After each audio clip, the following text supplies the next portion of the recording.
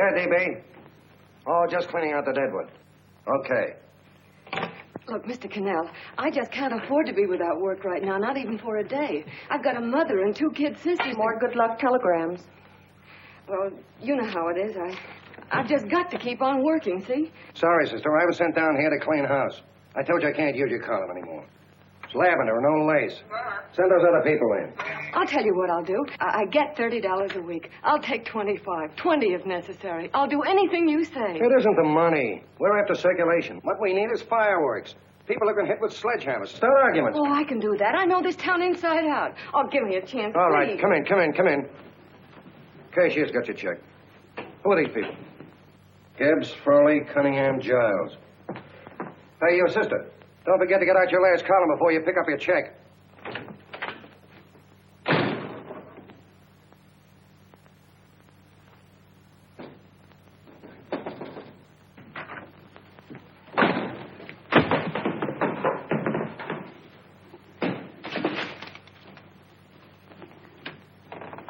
You're a couple of sticks shy in your column, man. Big rich slob like D.B. Norton buys the paper and 40 heads are chopped off. Did you get it, too? Yeah. You too? Oh, Joe. Oh, I'm sorry, darling. Why don't we tear the building down? Before you do, Ann, perhaps you'd better finish this column. Yeah, lavender and old lace. Wait, Joe. Wait. Wants fireworks, huh? Okay.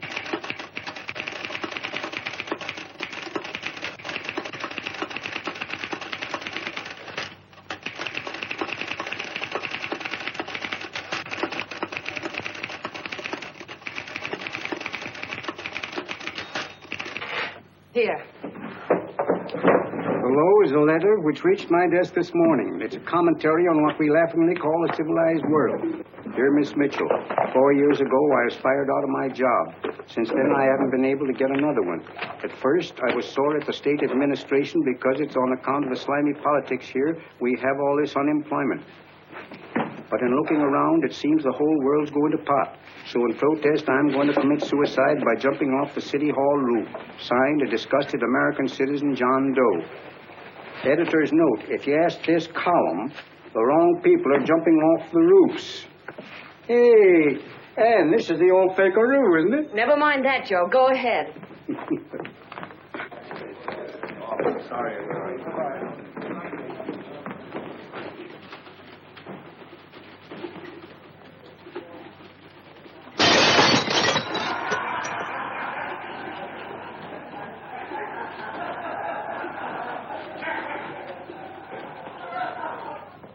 And it's because of the slimy politics that we have all this unemployment here. There it is. That's D.B. Norton's opening attack on the governor. Why, Jim, it's just a letter sent into a column. No, I can smell it. That's Norton. Good morning, gentlemen. Good morning, Governor. You're rather early. Governor, did you happen to see this in a new bulletin? Yes. I had it served with my breakfast this morning. Jim thinks it's D.B. Norton at work. Of course it is. Oh, come, Jim. That little item, D.B. Norton does things in a much bigger way. This is his opening attack on you, Governor. Take my word for it. What did he buy a paper for? Why did he engage a high-pressure editor like Cannell for? He's in the oil business. I tell you, Governor, he's after your scalp. All right, Jim, all right. Don't burst a blood vessel. I'll look into it. You get me Spencer of the Daily Chronicle, please? Yes, I saw it, Governor. If you ask me, that's a phony letter. Why, that gag has got whiskers on it. Okay, I'll get the mayor and maybe the Chamber of Commerce to go after them. Get Mayor Lovett on the phone. Sorry, the mayor's busy on the other phone. Yes, I know, Mrs. Brewster. It's a terrible reflection on our city. I've had a dozen calls already. Spencer of the Chronicle. Hold it. Just a minute. Yes, Mrs. Brewster. I'm listening. I insist that this John Doe man be found and given a job at once. Now, if something isn't done about it, I'll call out the whole auxiliary. Yes, and the junior auxiliary, too. We'll hold a meeting and see that it is. Yes, Spencer? So, Who? The governor? Well, what about me? It's my building he's jumping off of, and I'm up for re-election, too. What are you doing? Get Cannell at the bulletin. Why, he's liable to go right past my window. Get me Cannell. What was that? What? Out the window. Something just flew by. I didn't see anything. Well, don't stand there, you idiot. Go and look. Open the window. Oh, why did he have to pick on my building? Is there a crowd in the street? No, sir. Then maybe he's caught on a ledge. Look again. I think it must have been a seagull. A seagull? What's a seagull doing around the city hall? That's a bad omen, isn't it? Oh, no, sir. The seagull is a lovely bird. It's all right, Mrs. Brewster. It was just a seagull. Nothing's happened yet. No, I'm watching. Don't worry, Mrs. Brewster. Just leave it all to me. Spencer, I'll call you back. Hello, Canal? What are you doing? This is the mayor. Yes, Mayor Lovett. How many times are you going to call me? I've got everybody and his brother and sister out looking for him. Did you see the box I'm running? An appeal to John Doe. Think it over, John. Life can be beautiful, says Mayor. If you need a job, apply to the editor of this paper and so forth and so forth. Okay, Mayor, I'll let you know as soon as I have something.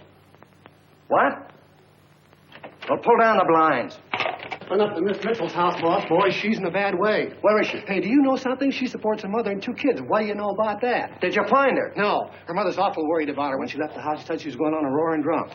The girl, I mean. Go out and find her. Sure.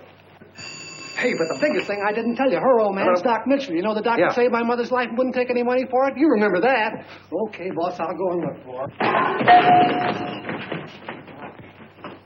Holy smokes, Commissioner, you've had 24 hours. Okay, Hawkshaw, grab a pencil. Here it is again. About 5'5", brown eyes, light chestnut hair, and as fine a pair of legs as ever walked into this office.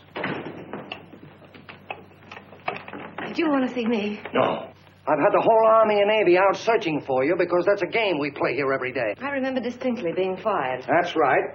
But you have a piece of property that still belongs to this newspaper, and I'd like to have it. What's that? The letter. What letter? The letter from John Doe. Oh, The whole town's in an uproar. We've got to find him, and the letter's the only clue. there is no letter. We'll get a handwriting expert to... What? There is no letter. Say that again. There's no letter. I made it up. You made it up. Mm-hmm. You said you wanted fireworks. Don't you know there are 9 jobs waiting for this guy? 22 families want to board him free. 5 women want to marry him, and the mayor's practically ready to adopt him, and you... Just call the morgue, boss. They said there's a girl there. Shut up. Ann, say, why didn't you... Beanie. Only one thing to do, Hank. Drop the whole business quickly. How? Run a story. Say John Doe was in here and is sorry he wrote the letter and... That's right. They've got it, sure. He came in here, and I made him change his mind. Bulletin editor saves John Doe's life. Well, it's perfect. I'll have Ned write it up. Oh, Ned, I got a story I want you to... Wait a minute. Listen, you great, big, wonderful genius of a newspaper man. You came down here to shoot some life into this dying paper, didn't you? Well, the whole town's furious about John Doe, and boom, just like that, you're going to bury him. There's enough circulation in that man to start a shortage in the ink market. In what man? John Doe. What John Doe? John Doe, the one I made up. Look, genius. Now, look. Suppose there was a John Doe and he walked into this office. What would you do? Find him a job and forget about the whole business, I suppose, huh? Not me. I'd make a deal with him. A deal? Sure, when you get hold of a stunt that sells papers, you don't drop it like a hot potato. Well, this is good for at least a couple of months. You know what I'd do? Between now and, let's say, Christmas when he's going to jump, I'd run a daily on. Starting with his boyhood, his schooling, his first job. A wide-eyed youngster facing a chaotic world. The problem of the average man, of all the John Does in the world. Now, then comes the drama. He meets discouragement. He finds the world his feet of clay. His ideals crumble. So what does he do? He decides to commit suicide and protest against the state of civilization. He thinks of the river, but no. No, he has a better idea. The city hall. Why? Because he wants to attract attention. He wants to get a few things off his chest, and that's the only way he can get himself heard. So? So he writes me a letter, and I dig him up. He pours out his soul to me. And from now on, we quote, I protest by John Doe. He protests against all the evils in the world. The greed, the lust, the hate, the fear, all of man's inhumanity to man. Arguments will start. Should he commit suicide or should he not? People will write in pleading with him, but no, sir, John Doe will remain adamant. On Christmas Eve, hot or cold, he goes. See? Very pretty. Very pretty indeed, Miss Mitchell. But would you mind telling me who goes on Christmas Eve? John Doe. What John Doe? The one we hire for the job, you lunkhead. Wait a minute. Let me get this through this lame brain of mine. Are you suggesting we go out and hire someone to say he's going to commit suicide on Christmas Eve? Is that it? Well, you're catching on. Who, for instance? Anybody. Beanie'll do. Why, sure. Who, me? Jump off a... Oh, no, any time at Christmas. I'm superstitious.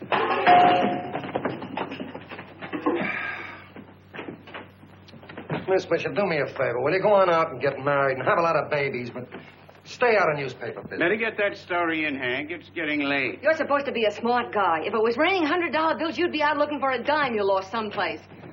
Holy smokes, wasting my time listening to this mad woman. Look, Chief, look at the Chronicle is running on John Doe. They say it's a fake. Why, the no good to... John Doe story, amateur journalism. It's probably phony. It's a wonder anyone is taking it serious. What do you think of those guys? That's fine. That's fine. Now fall right into their laps. Go ahead. Say John Doe walked in and called the whole thing off. You know what that's going to sound like on top of this. That's all, Ned. Thank you. All right.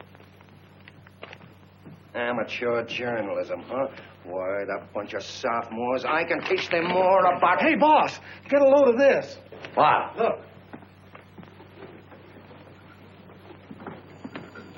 What do they want? They all say they wrote the John Doe letter. Oh, they all wrote the letter. Tell them all to wait. Look, Mr. Cannell, one of those men is your John Doe. They're desperate and will do anything for a cup of coffee. Pick one out and you can make the Chronicle eat their words. I'm beginning to like this. If you ask me, Hank, you're playing around with dynamite. No. The gal's right. We can't let the Chronicle get the laugh on us. We've got to produce a John Doe now. Amateur journalism, huh? I'll show those guys. Sure, and there's no reason for them to find out the truth either, because, naturally, I won't say anything. Okay, sister, you get your job back. Plus a bonus. What bonus? Oh, the bonus of $1,000 the Chronicle was going to pay me for this little document. You'll find it says, I, Ann Mitchell, hereby certify that the John Doe letter was created by me. I can read. Sorry. You think this is worth $1,000, do you? Oh, the Chronicle would consider it dirt cheap. Packs everything, including a gun. Okay, sister, you got yourself a deal. Now let's take a look at the candidates. The one we pick has got to be the typical average man. Typical American who can keep his mouth shut. Show me an American who can keep his mouth shut and I'll eat him. Okay, Beanie, bring him in one at a time.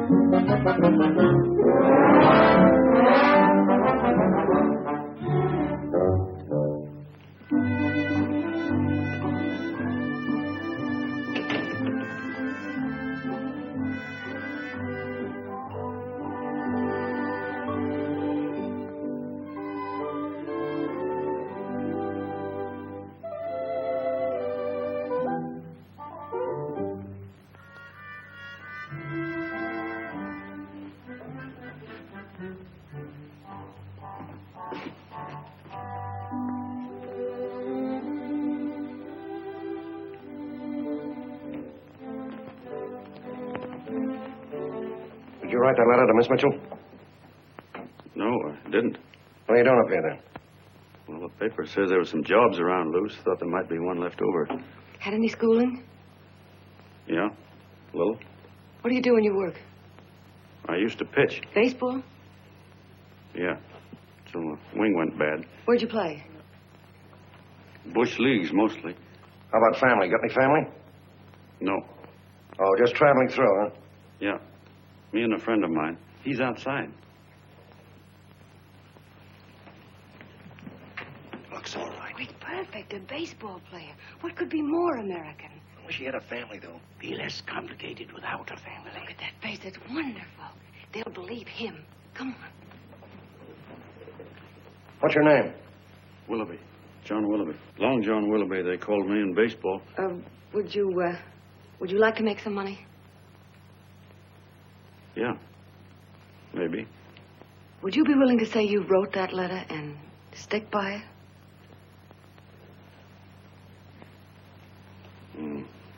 I get the idea. Yeah. Maybe.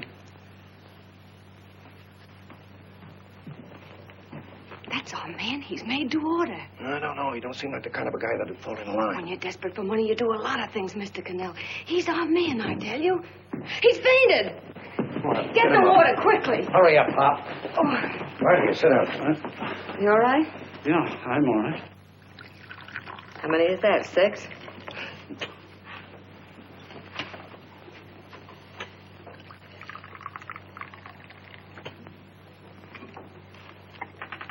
Pretty hungry, weren't you? this John Doe business is batty, if you ask me. Well, nobody asked you. Trying to improve the world by jumping off buildings. You couldn't improve the world if the buildings jumped on you. Don't mind the colonel. He hates people. He likes you well enough to stick around. Well, that's because we both play doohickeys. I met him in a boxcar a couple of years ago. I was fooling around with my harmonica, and he comes over and joins in. I haven't been able to shake him since.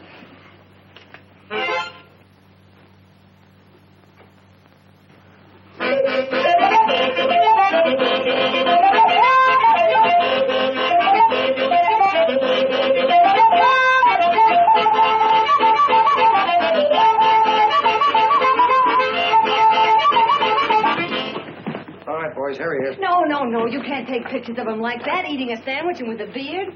But he's going to jump off a building. Yes, but not because he's out of a job. That's not news. This man's going to jump as a matter of principle. Well, maybe you're right. We'll clean him up and put him in a hotel room under bodyguards. We'll make a mystery out of him. Did you speak to Mr. Norton? Thinks it's terrific. Says for us to go the limit. Wants us to build a bonfire under every big shot in the state. Oh, swell. Is that the contract? Yeah. What's he doing here? Friend of his. They play duets together. Duets? But can we trust him? Oh. I trust him. Oh, you trust him, then. Well, that's fine. I suppose he trusts you, too. Oh, stop worrying. He's all right. Okay, but we don't want more than a couple of hundred people in on this thing. Now, the first thing I want is an exact copy of the John Doe letter in your own handwriting. I've got it already. Here. No, that's fine. Now, I want you to sign this agreement. It gives us an exclusive story under your name, day by day, from now until Christmas. On December 26th, you get one railroad ticket out of town.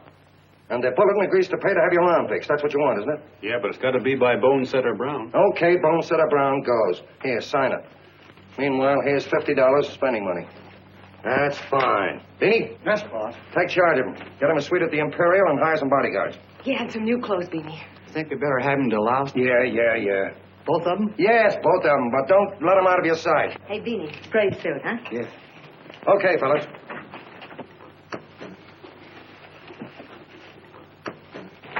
Take it easy, John Doe.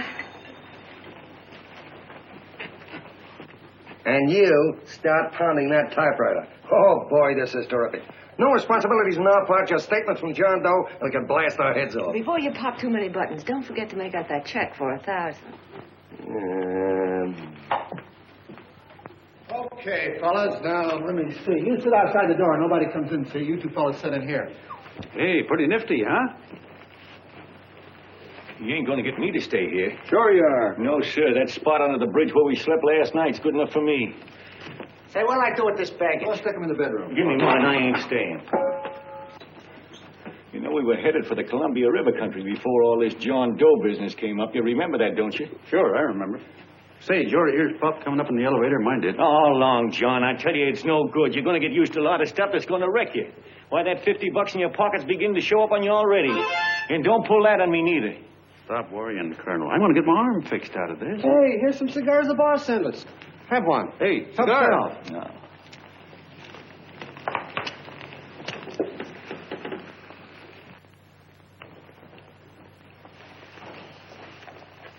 Say, I'll bet you even the major leaguers don't rate an outfit like this. Here, make yourself comfortable. Paper? I don't read no papers, and I don't listen to radios either. I know the world's been shaped by a drunken barber, and I don't have to read it. I've seen guys like you go under before. Guys that never had a worry. Then they got a hold of some dough and went goofy. The first thing that happens to a guy... all over the bedroom. No. The first thing that happens to a guy like that, he starts wanting to go into restaurants and sit down at a table and eat salads and cupcakes and tea. Boy, what that kind of food does to your system.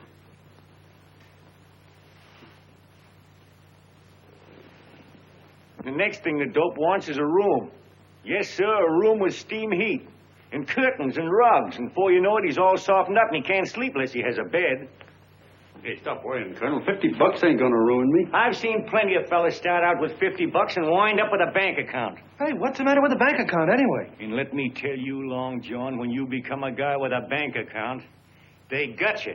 Yes, sir, they got you. Who's got him? The helots.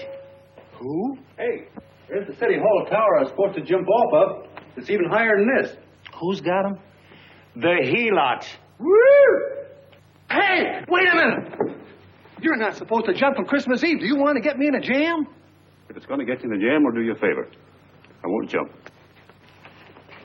And when they got you, you got no more chance than a road rabbit. Hey, who'd you say was going to get him? Say, is this one of those places where you ring if you want something? Yeah, just use the phone. Boy, I've always wanted to do this. Hey, Doc, look. Look, Doc. Give me that again, will you? Who's going to get him? The helots. Who are they? Listen, sucker, you ever been broke? Sure, mostly often. All right. You're walking along. Not a nickel in your jeans. You're free as the wind. Nobody bothers you. Hundreds of people pass you by in every line of business. Shoes, hats, automobiles, radios, furniture, everything. And they're all nice, lovable people. And they let you alone. Well, is that right? Then you get a hold of some dough, and what happens? All those nice, sweet, lovable people become helots. A lot of heels. They begin creeping up on you, trying to sell you something. They get long claws, and they get a stranglehold on you. And you squirm, and you duck, and you holler, and you try to push them away, but you haven't got a chance. They got you. First thing you know, you own things. A car, for instance. Now your whole life is messed up with a lot more stuff. You get license fees, and number plates, and gas, and oil, and taxes, and insurance, and identification cards, and letters, and bills, and flat tires, and dents, and traffic tickets, and motorcycle cops, and courtrooms, and lawyers, and fines, and 1,000,001 other things. And what happens? You're not the free and happy guy you used to be. You got to have money to pay for all those things. So you go after what the other fellas got. And there you are. You're a helot yourself.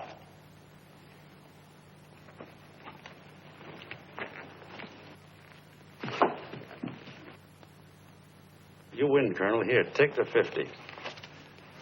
Go out and get rid of it. You bet I will, just as fast as I can. I'm going to get some canned goods, a fishing rod, and the rest I'm going to give away. Give away? Hey, get me a pitcher's glove. I got to get some practice. Say, he's giving it away. I'm going to get me some of that. Hey, come back here, you helot.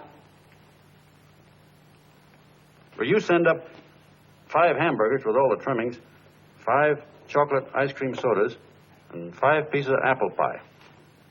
No, apple with cheese. Yeah, thanks.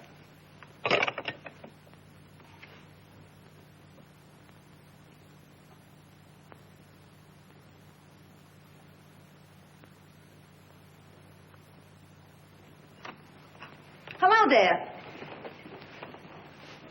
Well, well. If it isn't the man about town. All set, Miss Anne. Hmm? Oh, yes. Let's go. Let's see, we want some action in these pictures. Action? Mm-hmm. That's good. No. This man's going to jump off a roof. Oh. Here, wait a minute. Let me comb your hair. Sit down. There, that's better.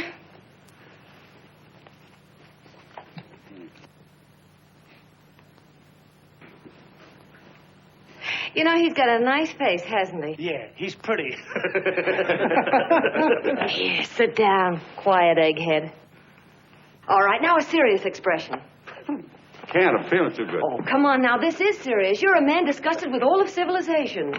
With all of it? Yes, you're sore at the world. Come on now. Oh, crabby guy, huh? Yeah. No.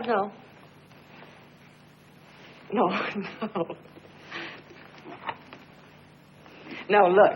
You don't have to smell the world. Well, all those guys in the Never picture mind stand- those guys. All right, stand up. Now, let's see what you look like when you protest. Against what? Against anything, just protest. You got me. Oh, look, I'm the umpire, and you just cut the heart of the plate with your fast one, and I called it a ball. What would you do?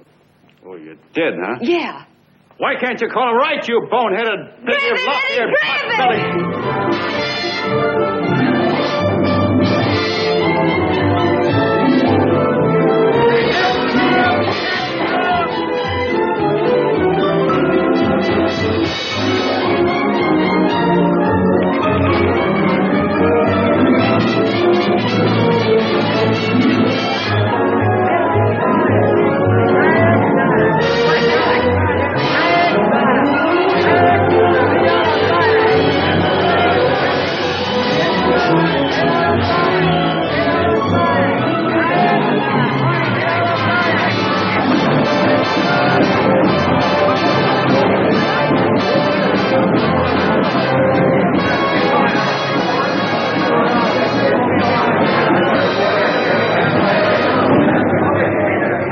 I don't care whose picture they're publishing. I still say that this John Doe person is a myth, and you can quote me on that. And I'm going to insist on his being produced for questioning. You know as well as I do that this whole thing is being engineered by a vicious man with a vicious purpose, Mr. D.B. Norton.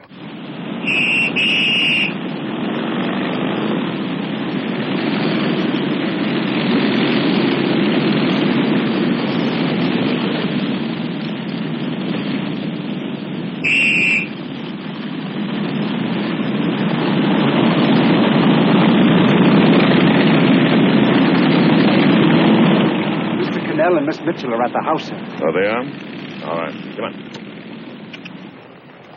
Personally, I think it's just plain stupidity to drop it. Now, you should see his fan mail. Thousands. Why, it's going over like a house afire. What are you afraid of, Canal?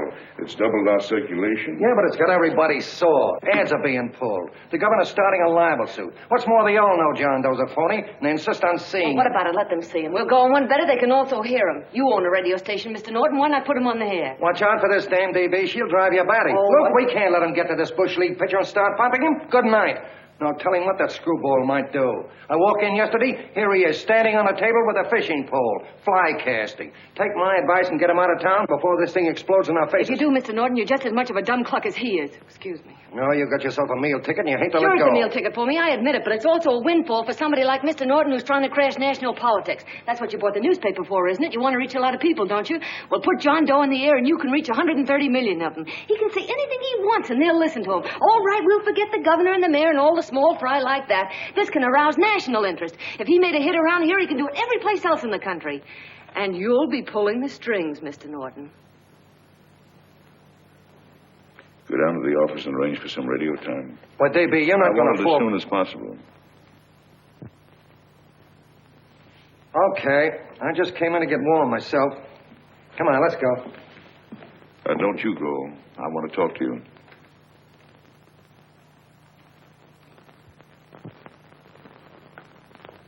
Sit down.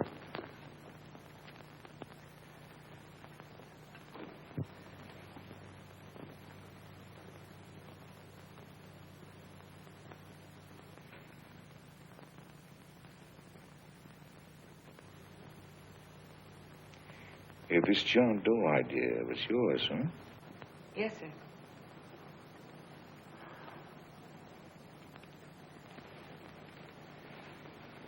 How much money do you get? $30. $30. Well, what are you after? I mean, what do you want? A journalistic career? Money. Money? Well, I'm glad to hear somebody admit it. Do you suppose you could write a radio speech that would put that fellow over? Oh, I'm sure I can. Do it, and I'll give you $100 a week. $100? That's only the beginning. You play your cards right, and you'll never have to worry about money again. Oh, I knew it. Hello. Hello. Whenever there's a pretty woman around. This is my nephew, Ted Sheldon, Miss Mitchell. How do you do? How do you do? All right, Casanova, I'll give you a break. See that Miss Mitchell gets a car to take her home. Always reading my mind, aren't you? Thank you very much for everything. And Miss Mitchell, I think from now on you'd better work directly with me. Yes, sir.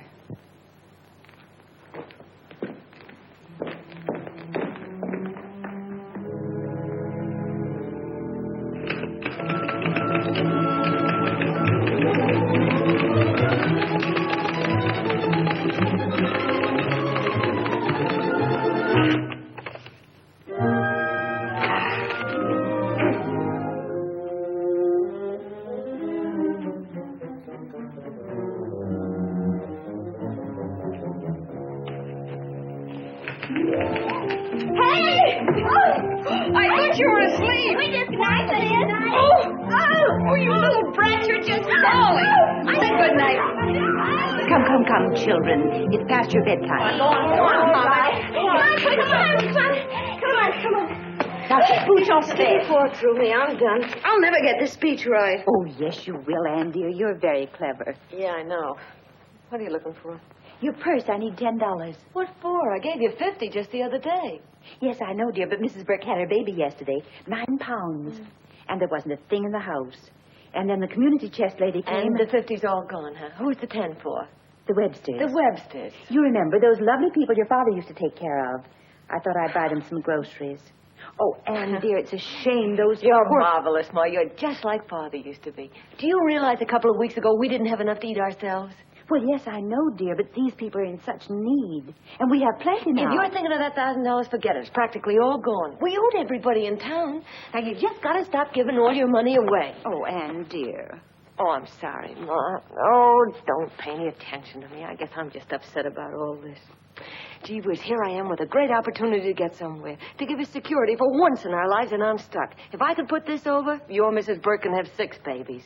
You mean this speech you're writing? Yeah, I don't know. I simply can't get it to gel.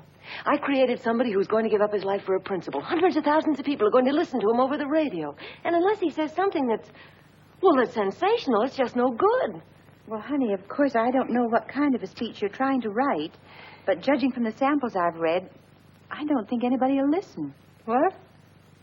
Darling, there's so many complaining political speeches.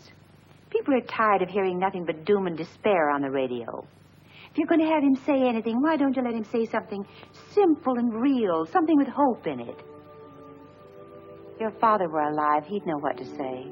Oh, yeah. Father certainly would. Wait a minute.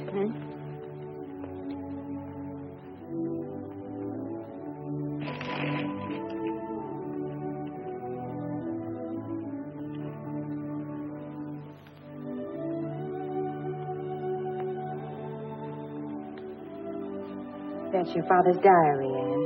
Father's... I never knew he had a diary. There's enough in it for 100 speeches. Things people ought to hear nowadays. You be careful of it, won't you, dear? It's always helped to keep your father alive for me. You bet I will, Ma. Wait a minute. John Doe don't want to sign no autographs. Well, what does he do all day? What does he do all day? He's writing out his memories. Sorry, lady, you can't see Mr. Doe. He wants to be alone. No, he just sits around all day and commutes with himself.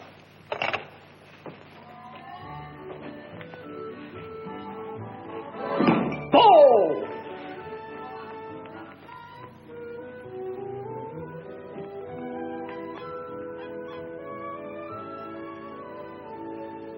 I don't know how you're going to stand it around here till after Christmas. I'll bet you ain't heard a train whistle in 2 weeks.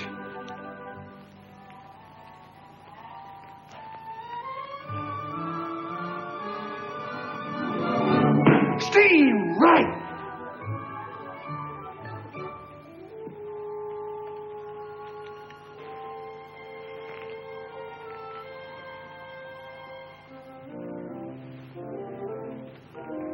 I know why you're hanging around.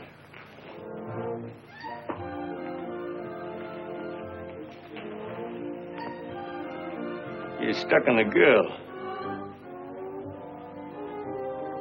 That's all a guy needs is to get hooked up with a woman.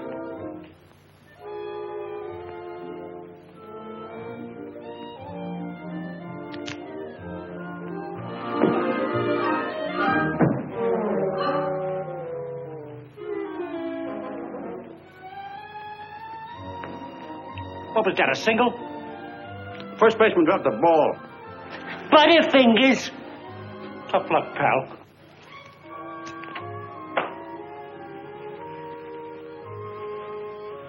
Guy has a woman on his hands. First thing he knows, his life is balled up with a lot more things. Furniture.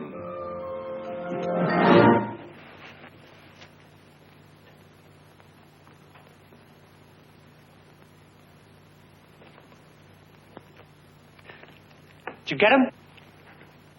You're out. Swell. What's this, the end of the 8th? 9th.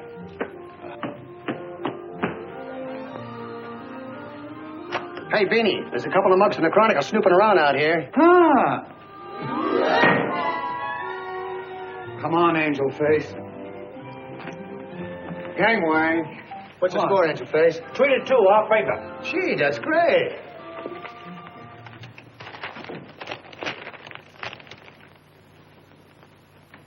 Hey, you got swell form there. Must have been a pretty good pitcher. Pretty good. Say, I was just about ready for the major leagues when I chipped a bone in my elbow.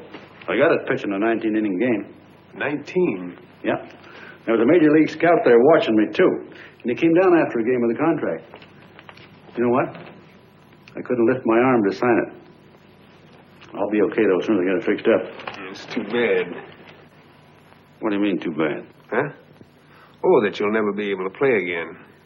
What are you talking about? I just told you I was going to get... Well, you know how they are in baseball if a guy's mixed up in a racket. Racket? What do you mean? Well, I was just thinking about this John Doe business. Why, as soon as it comes out it's all a fake, you'll be washed up in baseball, won't you? Yeah. Doggone. I never thought about that.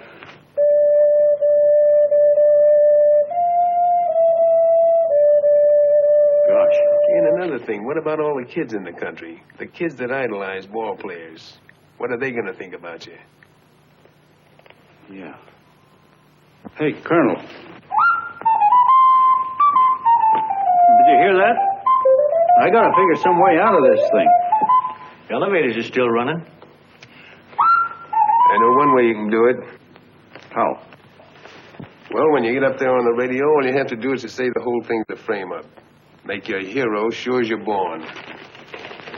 Yeah, but how am I going to get my arm fixed? Well, that's a cinch. I know somebody that'll give you $5,000 just to get up on the radio and tell the truth. $5,000? Yeah, $5,000, and he gets it right away. You don't have to wait till Christmas. Look out, Long John. They're closing in on you. Say, who's putting up this dough? Fellow runs the Chronicle. Here's the speech you make, and it's all written out for you. $5,000. Holy mackerel, I can see the helots coming, the whole army of them. It's on the level.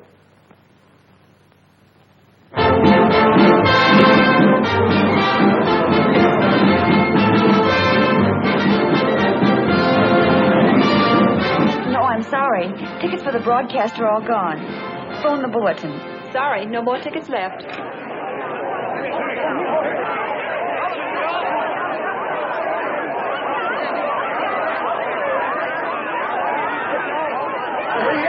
Hello, John. All set for the big night? Swell. Turn around. One moment. Now stand still. hold it. Hold it. Big smile, Miss Doe. Okay, Jeannie, that's all. Take him out. Now, look, John, here's the speech. It's in caps and double spaced. You won't have any trouble reading it. Not nervous, are you? No. Of course not. He wouldn't be. Who? John Doe, the one in there. Hey, don't let your knees rattle. It picks up on the mic. Oh, Jeannie, you needn't be nervous, John. All you have to remember is to be sincere. Pick up that phone, Miss Mitchell. It's for you. Okay. Hello? Yes, Mother. Oh, thank you, darling. Oh, there he is, the poor dear man. Oh, good luck to you, Mr. Doe. We want you to know that we're all for you. The girls all decide right now. that you're not to jump off any roof. Even if we all will stop it. You got the speech I gave you? Yeah. Now, look. I'll give this money to the colonel just as soon as you get started. We'll have a car waiting at the side entrance for you. Okay. How'd you get in here? Huh? Oh, I just came in to wish him luck. Come on, out. Mother says good luck, too. John, when you read that speech, please believe every word of it. He's turned out to be a wonderful person, John. Who? John Doe, the one in the speech. Oh. You know something? I've actually fallen in love with him. All right, there he is, sister. Now, come on, plenty of both. What's the idea? No, that's too much. That's not so much. Come on, that's it. Oh, this is no more. time for cheap publicity, Mr. Cannell. Listen, if that guy lays an egg, I want to get something out of it. I'm getting a Jane Doe ready. Oh, come on. Here. Will you, fellas? Here, Give me a all right, kiss. that's I enough. have to make One more, will No, you, that's please? fine, honey. You go ahead. All right, Andy, Anita. you go ahead. How you doing? Oh. All right, Benny, bring him in. Holy smoke, a half a helot. There you are, boss, just like you ordered. Symbols of little people. Okay, get him up. All right, young fella. This is ridiculous, Mr. Cannell. Come on, give me a chance. It is on the air. Come on, stop. Oh, fellas, I told you to have anything you want. No, come on, Andy. You can have a... Come on, that's right. Afterwards, you can get all the pictures you want. Thank you very much. Come on, will you? Afterwards, that's right. Come on, Snooks, you better bail out. So goodbye, Mr. Doe. Beanie. All right. Better get ready. 1 minute to go. Wow, 1 minute to go. Our score is nothing to nothing. Now, please, John, you won't let me down, will you? Will you? Of course you won't. if you'll just think of yourself as the real John Doe. Listen, everything in that speech are things a certain man believed in. He was my father, John. And when he talked, people listened. And they listened to you, too. Funny. You know what my mother said the other night? She said to look into your eyes, that I'd see Father there. Hey, what do you say? Okay, we're coming. Come on. Now, listen, John, you're a pitcher. Now get in there and pitch. Good luck. Give him room. Let him through. Come on.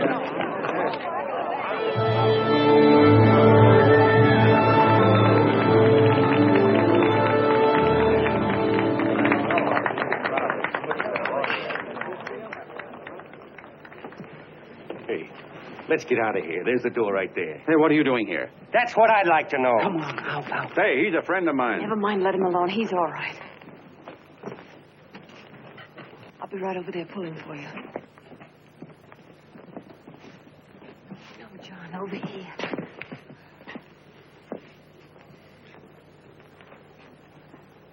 Stand by.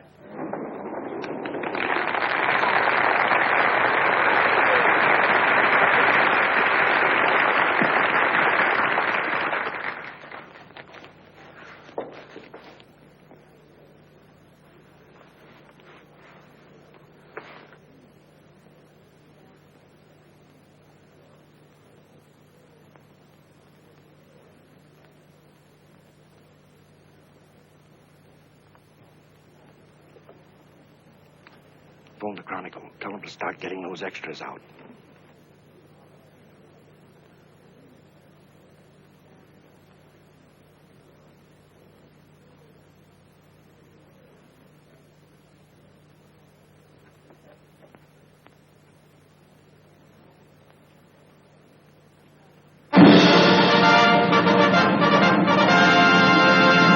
And good evening, ladies and gentlemen. This is Kenneth Fry speaking for the New Bulletin. Tonight we give you something entirely new and different. Standing beside me is the young man who has declared publicly that on Christmas Eve he intends to commit suicide, giving as his reason, quote, "I protest against the state of civilization," end quote. Ladies and gentlemen, the New Bulletin takes pleasure in presenting the man who is fast becoming the most talked of person in the whole country, John Doe.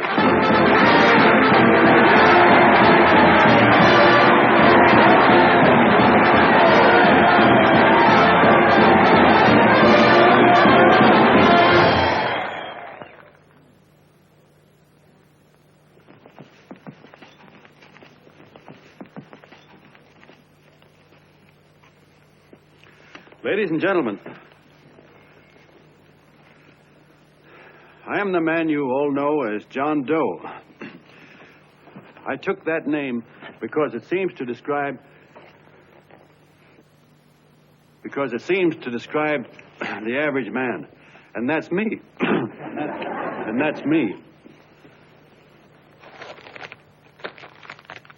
Well, it was me before I said I was going to jump off the city hall roof at midnight on Christmas Eve. Now, I guess I'm not average anymore. Now I'm getting all sorts of attention. From big shots, too. We've been double-crossed. The mayor and the governor, for instance. They don't like those articles I've been writing. You're an imposter, young fellow. That's a pack of lies you're telling. Who wrote that speech for you?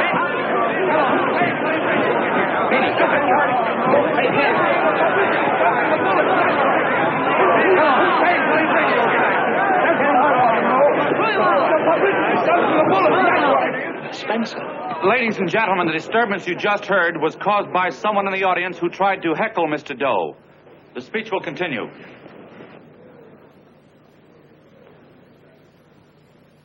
Well, people like the governor and that fellow there can stop worrying. I'm not going to talk about them. I'm going to talk about us, the average guys, the John Does. If anybody should ask you what the average John Doe is like, you couldn't tell him because he's 1,000,001 things. He's Mr. Big and Mr. Small. He's simple and he's wise. He's inherently honest, but he's got a streak of larceny in his heart. He seldom walks up to a public telephone without shoving his finger into the slot to see if somebody left a nickel there.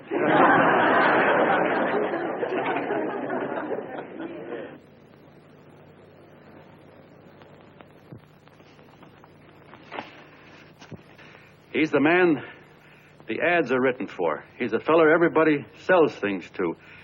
He's Joe Doe, the world's greatest stooge and the world's greatest strength.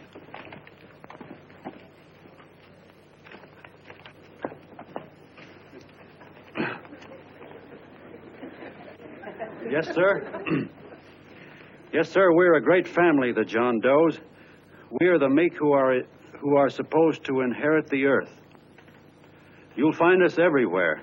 We raise the crops, we dig the mines, work the factories, keep the books, fly the planes, and drive the buses. And when a cop yells, "Stand back there, you," he means us, the John Does. What kind of a speech is that? Didn't you read it? We've existed since time began. We built the pyramids.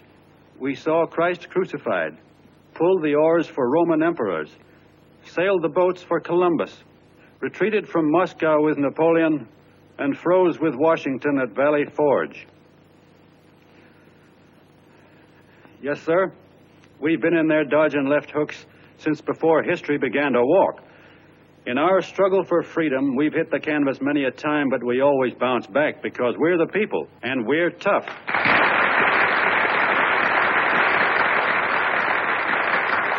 They've started a lot of talk about free people going soft, that we can't take it. That's a lot of hooey. A free people can beat the world at anything, from war to tiddlywinks, if we all pull in the same direction.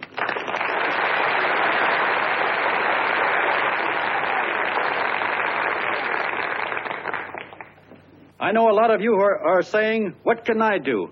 I'm just a little punk. I don't count." Well, you're dead wrong. The little punks have always counted, because in the long run, the character of a country is the sum total of the character of its little punks.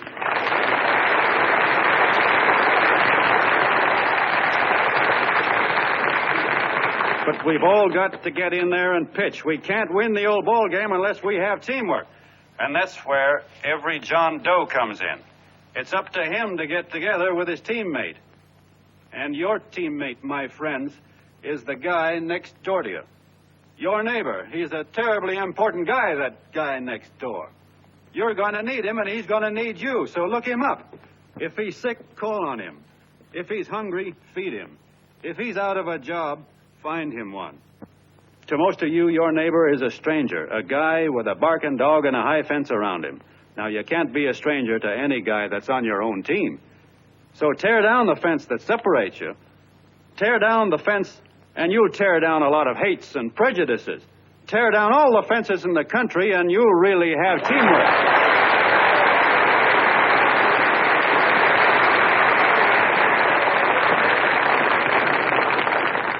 I know a lot of you are saying to yourselves, "He's asking for a miracle to happen. He's expecting people to change all of a sudden."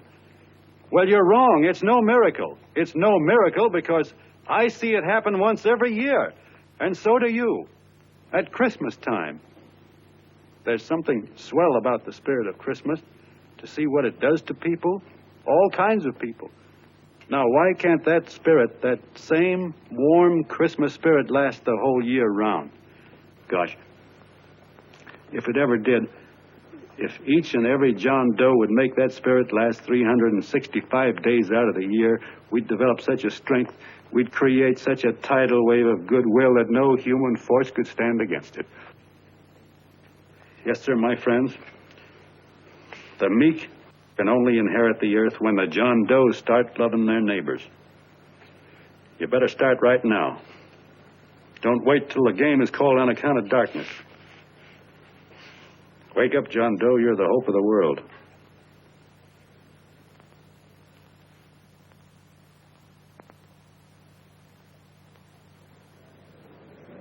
John, you were wonderful.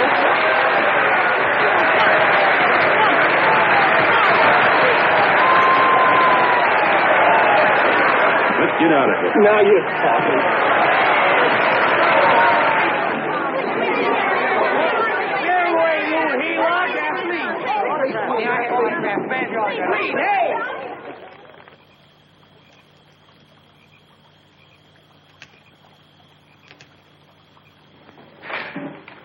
I knew you'd wake up sooner or later. Boy, am I glad we got out of that mess. I had the $5,000 sewed up. Could have been on my way to old Doc Brown. You're a pitcher, John, she says. Now, go in there and pitch. What a sucker. Yeah, she's a heel-out just like the rest of us. Lucky you got away from her. What was I doing up there making a speech anyway? Me, huh? Geez, the more I think about it, the more I could... Tear down all the fences. Why, if you tore one picket off of your neighbor's fence, he'd sue you. $5,000 had it right in my hand. What do you mean he ran away? Well, go after him. Find him. That man is terrific.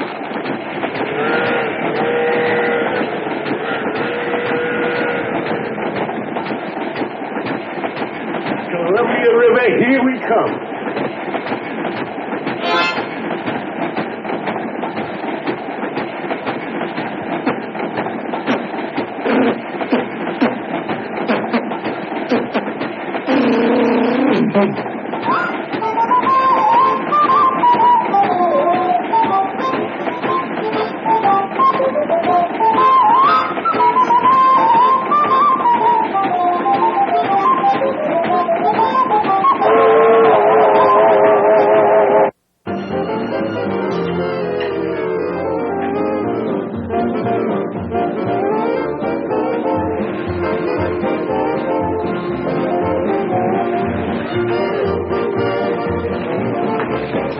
Jitterbugs.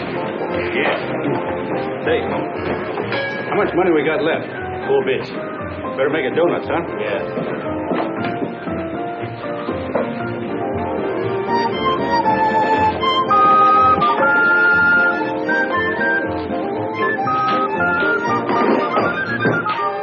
What'll it be, gents? Have you got a couple of steaks about that big and about that thick? Yeah, with hash brown potatoes and tomatoes and apple pie and ice cream and coffee. And donuts, I know. Hey, Ma! Seekers! A pair. Think of the pair coming up. Glad he took the key out of that.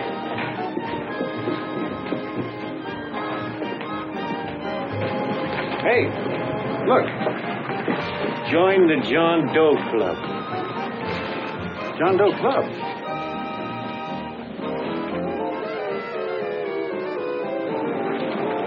Uh-oh. You John Doe? Who? John Doe. Ah, you need glasses, buddy. Oh, but it's a spitting image of John Doe. Yeah, but his name is Willoughby. Oh, John Willoughby. I'm a baseball player. Sure. Oh, no, I'd know that voice anyway. You can't kid me. You John Doe. Hey, Ma! Ma! That's John Doe. John Doe. Yeah, sitting right there, big as life. Who'd you say it was? John Doe, the big guy there. Pictures in the paper. That's John Guy. John Doe. John Doe. Sitting right there, John Doe.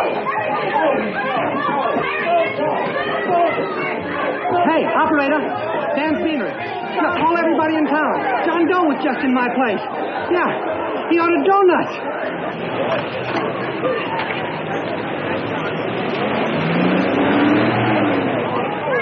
John Doe. Let's see John Doe. Come on.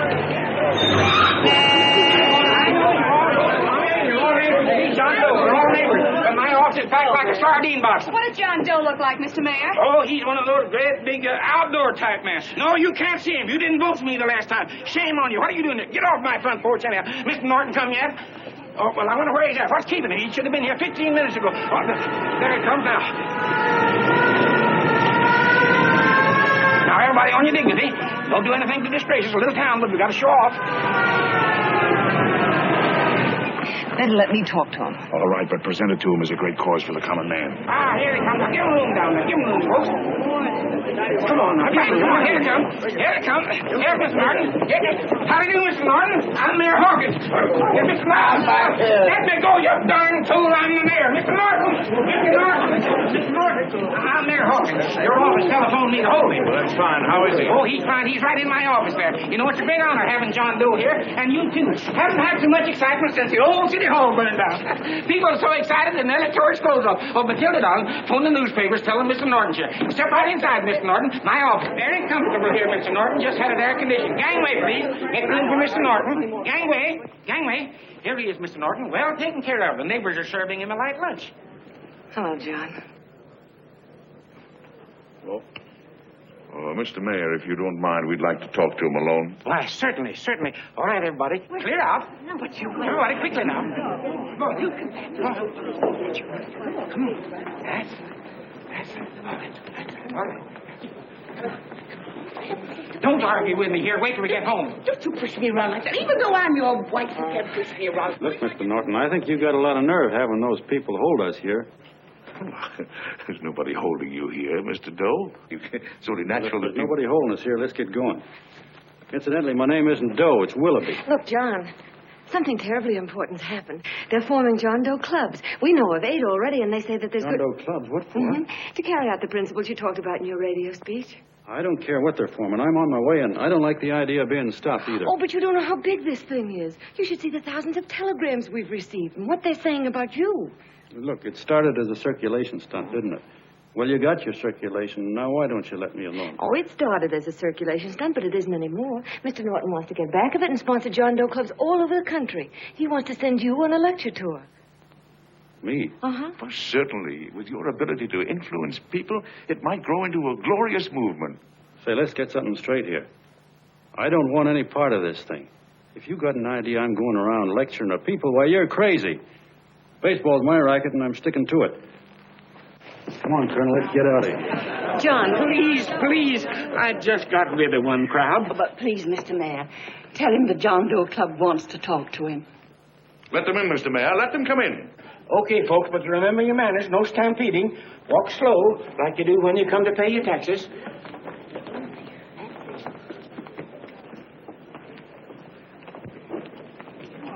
Okay. All right, give me a chance. Come right in. My name's Bert Hanson, Mr. Doe. I'm the head soda jerker at Schwabacker's drugstore. Well, sir, you see, me and my wife, we heard your broadcast, and we got quite a bang out of it. Especially my wife. Kept me up half the night saying, that man's right, honey. The trouble with the world is nobody gives a hoot about his neighbor. That's why everybody in town's sore and cranky at each other. And I kept saying, well, that's fine, but how's a guy going to go around loving the kind of neighbors we got? Old Sourpuss, for instance. You see, Sourpuss Smithers is a guy who lives all alone next door to us. He's a cranky old man and runs a second-hand furniture store. We haven't spoken to him for years. I always figured he was an ornery old gent that hated the world because he was always slamming his garage door and playing the radio so loud he kept half the neighbors up. Well, anyway, the next morning I'm out watering the lawn, and I look over, and there's Sourpuss on the other side of the hedge straightening out a dent in his fender. And my wife yells to me out the window. She says, go on, speak to him, Bert. And I figured, well, heck, I can't lose anything, so I yelled over to him, good morning, Mr. Smithers. He went right on pounding his fender. Was I burned? So I turned around to give my wife a dirty look, and she said, louder, he didn't hear you. So in a voice you could have heard in the next county, I yelled, good morning, Mr. Smithers. Well, sir, you could have knocked me over with a feather. Old Sourpuss turned around, surprised-like, and he put on a big smile, came over and took my hand like an old lodge brother, and he said, good morning, Hanson. I've been wanting to talk to you for years, only I thought you didn't like me. And then he started chatting away like a happy little kid, and he got so excited his eyes all... Well, Mr. Doe, before we got through, I found out Smithers is a swell egg, only he's pretty deaf, and that accounts for all the noises. And he says it's a shame how little we know about our neighbors. And then he got an idea, and he said, how's about inviting everybody someplace where we can all get together and know each other a little better? Well, I'm feeling so good by this time, I'm ripe for anything. So Smithers goes around the neighborhood inviting everybody to a meeting at the schoolhouse, and I tell everybody that comes in the store, including Mr. Schwabacker, my boss. I'm talking too much. Well, I'll be doggone if for 40 people don't show up. Of course, none of us knew what to do, but we sure got a kick out of seeing how glad everybody was just to say hello to one another. Tell him about making Sourpuss chairman. Oh, yeah. We made Sourpuss chairman and decided to call ourselves the John Doe Club. And say, incidentally, this is my wife. Come here, honey. This is my wife, Mr. Doe. How do you do, Mr. Doe? Sourpuss is here, too. Oh, is he? This is Sourpuss, or excuse me, Mr. Smithers, Mr. Doe. That's all right. If you didn't call me Sourpuss, it wouldn't feel natural. Well, anyway, I guess nearly everybody in the neighborhood came except the Delaney's. The Delaney's live in a big house with an iron fence around it, and they always keep their blinds drawn. And we always figured that he was just an old miser that sat back counting his money, so why bother about inviting him? Until Grimes, the milkman, spoke up and he said, say, you've got the Delaney's all wrong.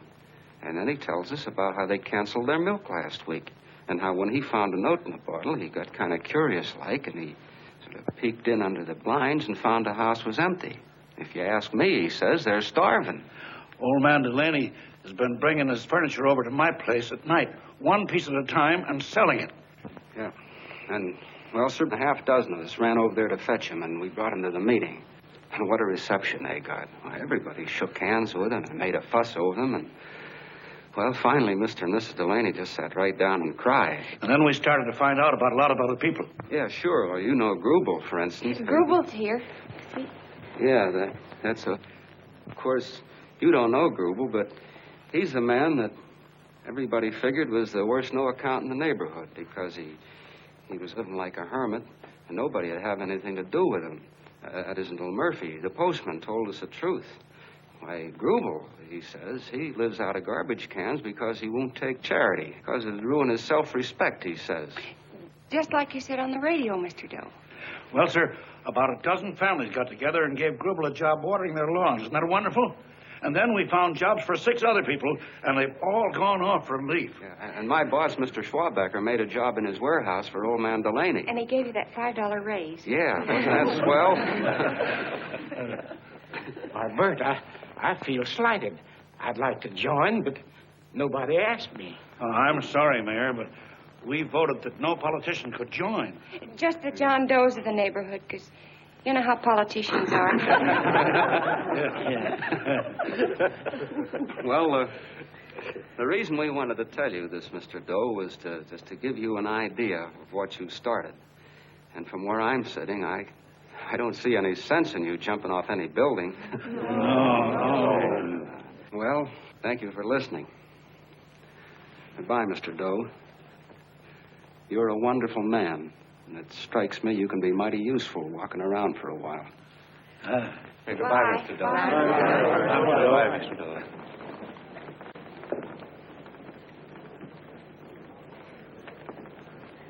I'm Mrs. Delaney, Mr. Doe. And God bless you, my boy.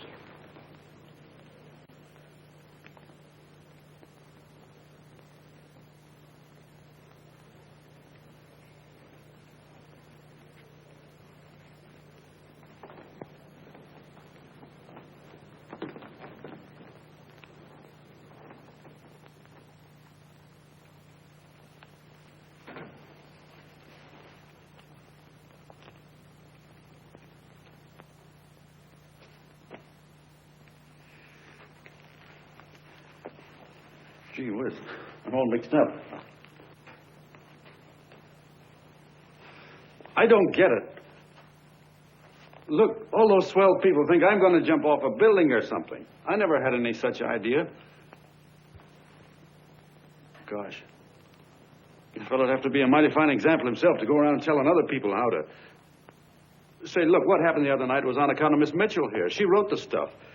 Don't you see what a wonderful thing this can be? But we need you, John. You're hooked. I can see that right now. They got you.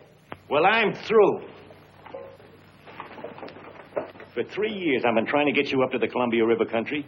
First it was your glass arm, then it was the radio, and now it's the John Doe clubs. Well, I ain't waiting another minute. Gangway, you helots. Hey, Colonel, wait a minute. Hey, Colonel! I want you personally to go along with John Doe and Miss Mitchell and handle the press and the radio. Me? Yes, I don't want to take any chances. And Johnson. Yes, Stevie. Your crew will do the mop-up job. They'll follow John Doe into every town, see that the clubs are properly organized and the charters issued. Right. There are only 8 flags up there now. I want to see that map covered before we get through.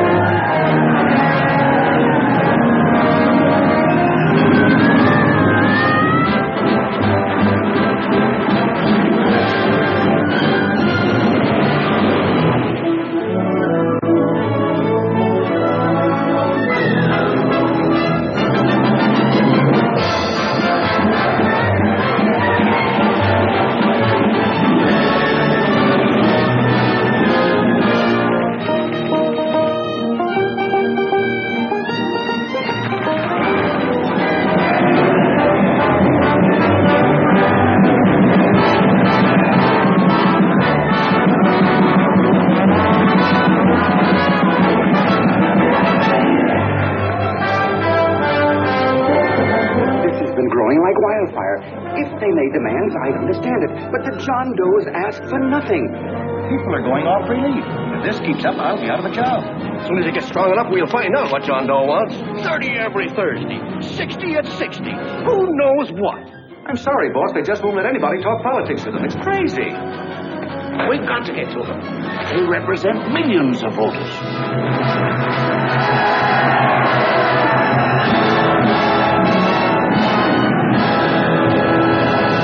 I tell you, ladies and gentlemen, this thing has been nothing short of a prairie fire. We've received so many applications for charters to the John Doe clubs, we haven't been able to take care of them. I'd hate to have that many pins stuck in me. This John Doe convention is a natural. It's going to put our city on the map.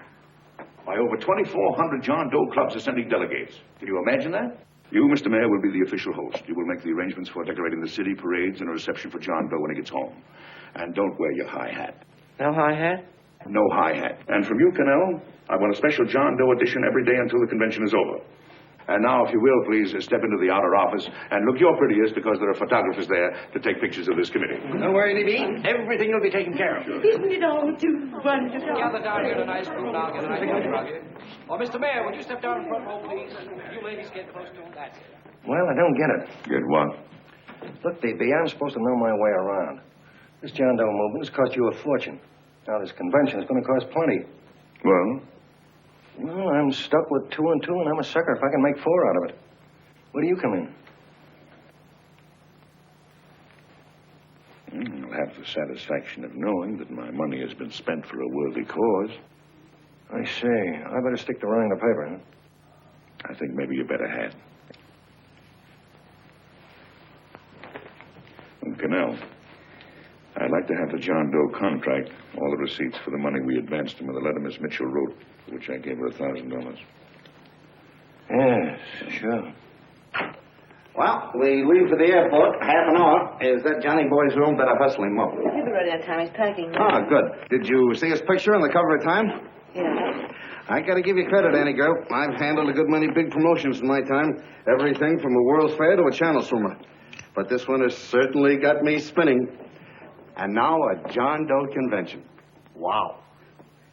Say, if you could only get him to jump off the City Hall roof on Christmas Eve, I'd guarantee you 500,000 people there. Charlie. Huh? What do you make of him? Oh, Johnny boy? Well, I don't know what angle you want, but I'll give it to you quick. Number 1, he's got great yokel appeal, but he's a nice guy. Number 2, he's beginning to believe he really wrote that original suicide letter that you made up. Number 3, he thinks that you're Joan of Arc or something. Yeah, I know. Number 4, well, you know what number 4 is. He's nuts about you. Yeah, it's running out of his ears. You left out number 5. We're all heels, me especially. Holy smoke. Come in.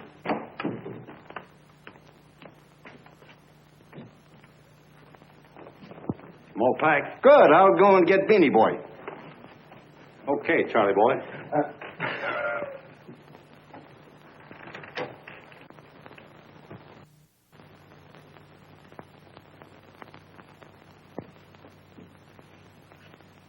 Can I help you pack? No, thank you.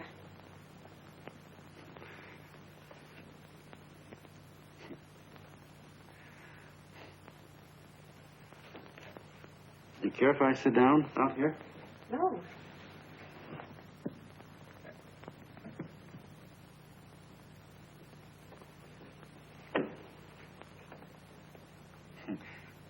You know, I had a crazy dream last night. It was about you. About me? Sure was crazy. I dreamt I was your father.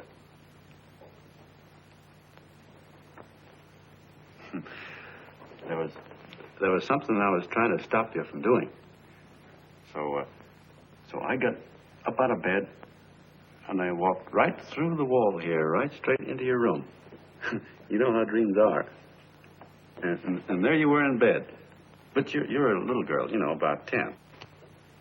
And very pretty, too. So I shook you, and the moment you opened your eyes, you hopped out of bed and started running like the devil in your nightgown. You ran right out the window there, and you ran out over the tops of buildings and roofs and everything for miles. And I was chasing you. And all the time you were running, you kept growing bigger and bigger and bigger, and pretty soon you were as big as you are now, you know, grown up.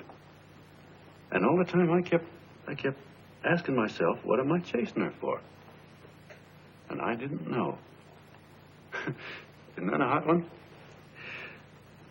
Well, anyway, you ran into some place, and then I ran in after you, and when I got there, there you were, getting married. And the nightgown had changed into a beautiful wedding gown. You sure look pretty, too. And then I knew what it was I was trying to stop you from doing. Dreams are sure crazy, aren't they? Well, would you like to know who it was you were marrying?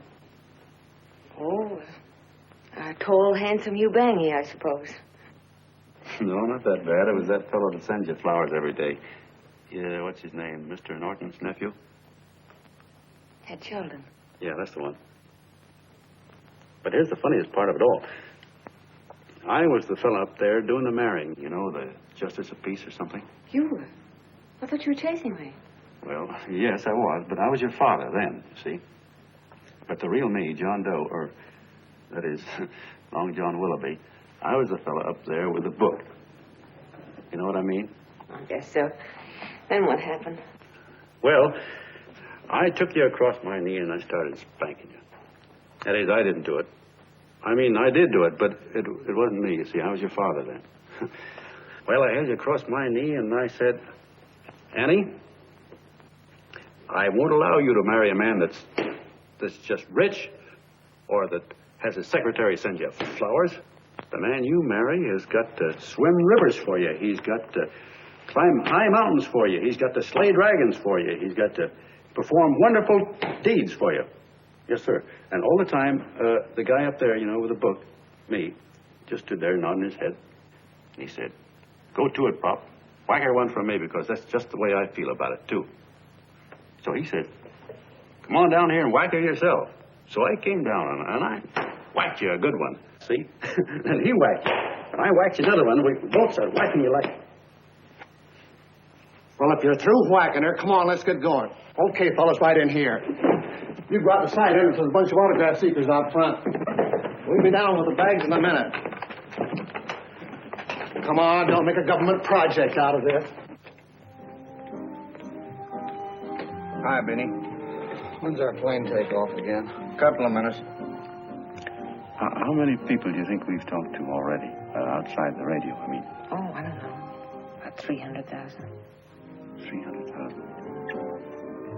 What makes them do it, Ann? What makes them come and listen and get up their John Doe clubs the way they do? I've been trying to figure it out. Look, John, what we're handing them are platitudes. Things they've heard 1,000,000 times. Love thy neighbor, clouds have silver linings, turn the other cheek. It's just a... Yeah, I heard them 1,000,000 times, too, but... there you are. Maybe they're like me, just beginning to get an idea what those things mean. You know, I never thought much about people before. They were always just somebody to fill up the bleachers. The only time I worried about them is when they didn't come in to see me pitch. You know, lately I've been watching them when I talk to them. I could see something in their faces. I could feel that they were hungry for something. You know what I mean? Maybe that's why they came. Maybe they're just lonely and wanted somebody to say hello to. I know how they feel. I've been lonely and hungry for something practically all my life.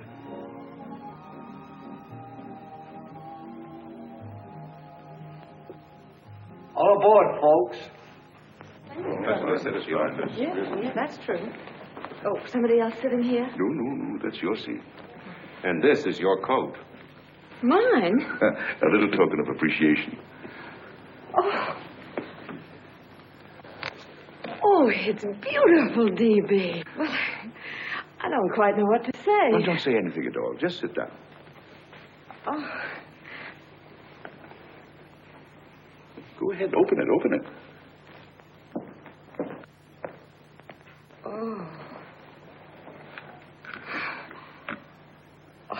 lovely. And a new contract goes with it. Well, come on, spring it. You've got something on your mind. It must be stupendous. You know, that's what I like about it. Right to the point. Like that. All right, Practical Annie. Here it is. Tomorrow night, before a crowd of 15,000 people and talking over a nationwide radio hookup, John Doe will announce the formation of a third party. A third party? Yes, the John Doe Party. Devoted entirely to the interests of all the John Does all over the country.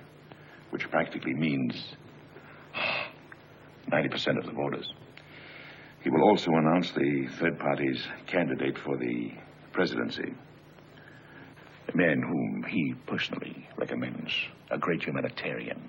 The best friend the John Does have. Mr. D.B. Norton. Yes.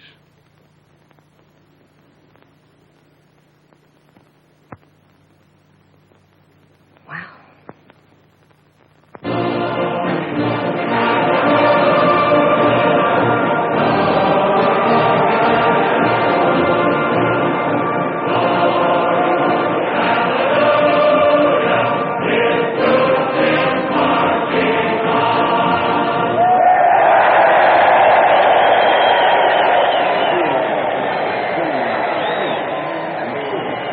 The opening of the convention is hours off. The delegates are already pouring into the ballpark by the droves, with lunch baskets, banners, and petitions asking John Doe not to jump off any roof. But no matter how you look at it, it's still a phenomenal movement. These John Does, or the hoi polloi, as you've heard people call them, have been laughed at and ridiculed. But here they are, gay and happy, having traveled thousands of miles, their expenses paid by their neighbors, to come here to pay homage to their hero, John Doe. And in these days of wars and bombings, it's a hopeful sign that a simple idea like this can sweep the country. An idea based on friendliness, on giving and not taking, on helping your neighbor and asking nothing in return. And if a thing like this can happen, don't let any of your grumbling friends tell you that humanity is falling apart. This is John B. Hughes, signing off now and returning you to our main studio until 9 o'clock, when the convention will officially open. Oh, John, come in. Say, I'm kind of... It's raining out a little. That's all right. It's good to see you. Sit down. Thanks.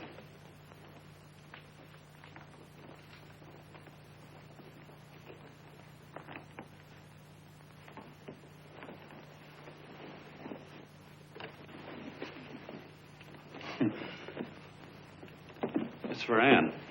Oh, how nice. Thank you very much. Flowers. I'm terribly sorry she isn't here. She isn't? No, she just left. I'm surprised you didn't run into her. She went over to Mr. Norton's house. Oh. Did you want to see her about something important? Yeah. Well, no, it'll wait. Say, he's a nice man, isn't he? Mr. Norton, I mean. He's done an awful lot for the...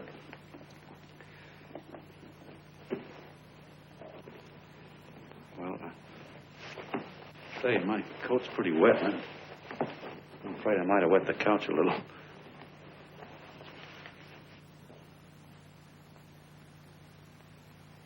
Well, I guess I'll see her at the convention later.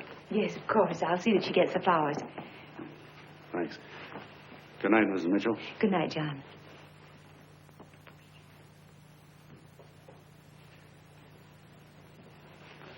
Say, Mrs. Mitchell, I'm kind of glad Anne isn't here.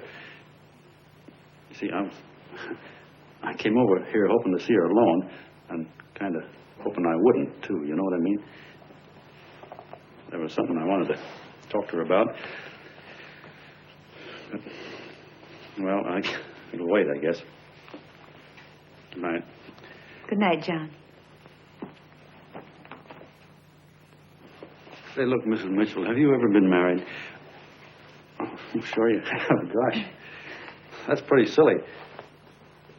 But I guess you must think I'm kind of batty.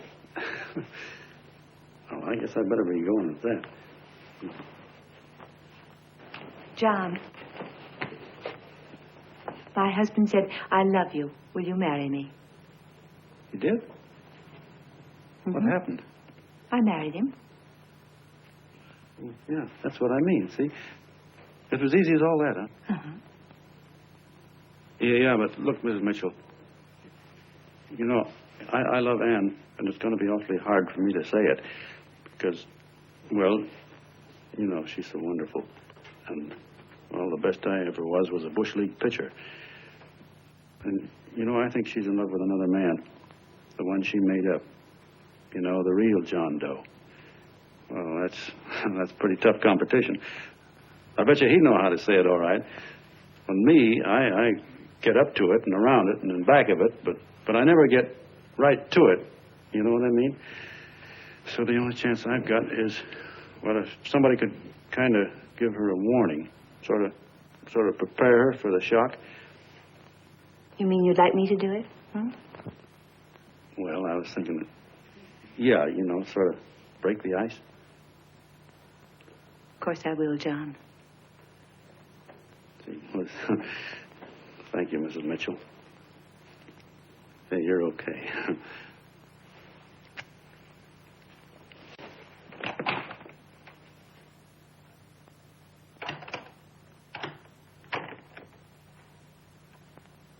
This John Doe meeting is going to be one of the biggest things that ever happened. Why, they're coming from all over. Trains, boxcars, wagons. Look out! Hello, bodyguard. Hey, had your dinner yet? Well, Jeff? Oh, that's all right. Well, look, no, go ahead and have your dinner. Wait a minute, John.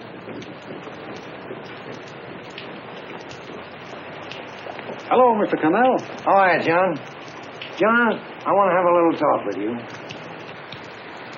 What's the matter? Are you falling? Come in. Hey, Ball. Oh, quiet. Say, tell me something. Did you read the speech you're going to make tonight?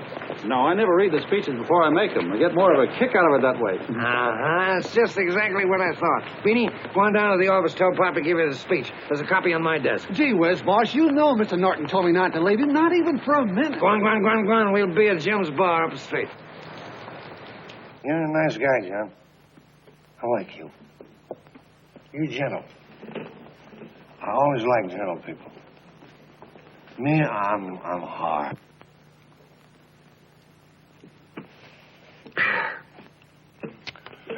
Yep, I'm hard. But you want to know something? I've got a weakness. Never guess that, would you? Well, I have. Want to know this? Star Spangled Banner. Screw you, huh? Well, maybe it is, but play the Star Spangled Banner. I'm a sucker for it. Always gets me right here. Know what I mean? Yeah, it gets me right back here. Oh, back there, huh? Well, every man to his own taste. You weren't old enough. You weren't old enough for the World War, were you, Jim? No, of course not. Oh, you must have been just kidding. I was just ripe and raring to go. You know what my old man did when I joined up? He joined up, too. Got to be a sergeant. And here's a kick for you. We were in the same outfit. Funny, huh?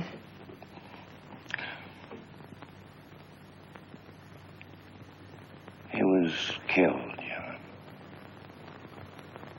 I saw him get it. I was right there, and I saw it with my own eyes. Me, I came out without a scratch. That is, excepting my ulcers.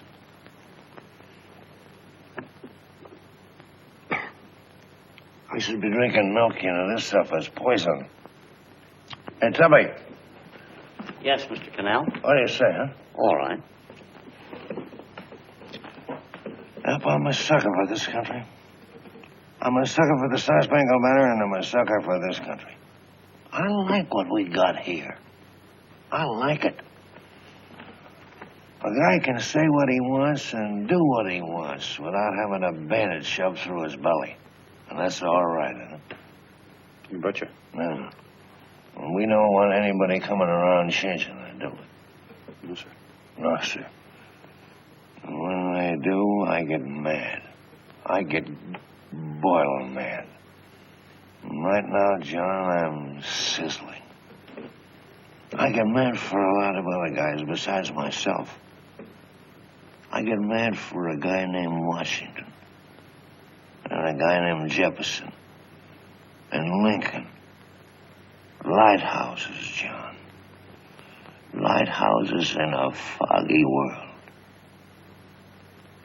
You know what I mean? Yeah, you bet. Listen, pal. This fifth column stuff is pretty rotten, isn't it? Yeah, it certainly is. And you'd feel like an awful sucker if you found yourself marching right in the middle of it, wouldn't you? You. Of course, you would have known it because you're gentle. But that's what you're doing. You're mixed up with a skunk, my boy. A no-good, dangerous skunk. Say, you're not talking about Mr. Norton, are you? I'm not talking about his grandfather's pet poodle. You must be wrong, Mr. Cannell. Because he's been marvelous about the John Doe clubs. Yeah? Say, you're sold on this John Doe idea, aren't you? Sure. Sure. I don't blame you. So am I. It's a beautiful miracle. A miracle that can only happen right here in the good old USA. And I think it's terrific. What do you think of that? Me, hard-boiled Cannell, and I think it's plenty terrific. All right. Now, supposing a certain unmentionable worm whose initials are DB was trying to use that to shove his way into the White House so he could put the screws on, so he could turn out the lights in those lighthouses. What would you say about that, huh? Nobody's going to do that, Mr. Cannell. They can't use the John Doe clubs for politics. That's the main idea. Is that so? Then what's a big political boss like Hammer doing in town? And a labor leader like Bennett? A lot of other big shots are up at DB's house right now. Wolves, John. Wolves. Waiting to cut up the John Does. Wait till you get a gander at the speech you're going to make tonight. You're all wet. Miss Mitchell writes those speeches. Nobody can make her write that kind of stuff. They can't, huh? Who do you think writes them? My Aunt Emma? I know she writes them. And gets a big bonus for doing them, too. A mink coat and a diamond bracelet. Don't write them. Why, that gold-grabbing dame would double-cross her own mother for a handful of Chinese yen. Shut up. If you weren't drunk, I'd... Hey, boss. Here's the speech, boss. Hey. Go on and read it, John, and then start sucking. Hey, wait a minute, Mr. Doe. Tubby? Yes, sir. Better bring me a glass of milk. I'm smoking too much. Yes, Charlie? Got everything all set? Fine. John Doe been taken care of? Good. How many people do you think will be there? 15,000. Oh, my, that's fine. Now, listen, Charlie. As soon as John Doe stops talking about me, I want you to start that demonstration. And make it a big one, you understand? Don't worry about that, DB. My boys are there. They'll take care of it. What? Yes, I'll be there 15 minutes after I get your call. Why, Mr. Doe. Where are they? In the dining room, sir.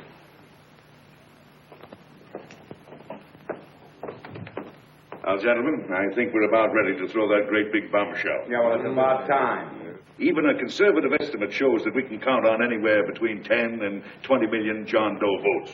Now, add to that the labor vote that Mr. Bennett will throw in, and the votes controlled by Mr. Hammett and the rest of you gentlemen in your own territories, and nothing can stop us. As I said before, I'm with you, providing you can guarantee the John Doe vote. Don't worry about that. You can count on me on one condition. Little Bennett's got to be taken care of. Didn't I tell you that everybody in this room would be taken care of? My agreement with you gentlemen stands. I'm with you, DB, but I still think it's a very daring thing we're attempting. These are daring times, Mr. Barrington. We're coming to a new order of things. There's too much talk been going on in this country. Too many concessions have been made. What the American people need is an iron hand. You're right. That's true. You're quite right, DB. Discipline. Right. And now, may I offer a little toast to Miss Ann Mitchell? The brilliant and beautiful lady who is responsible for all this. Mr. Norton, I'd like to talk to you alone for a minute. Oh, Miss Mitchell has something to say to us.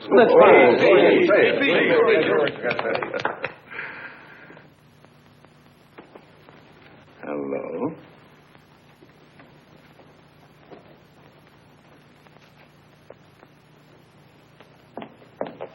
John, I'm so glad to see you. I was terribly worried. Did you write this? Yes, I did, John, but I had no idea what was going on. You didn't? No. That's a swell bracelet you're wearing. John, why aren't you at the convention?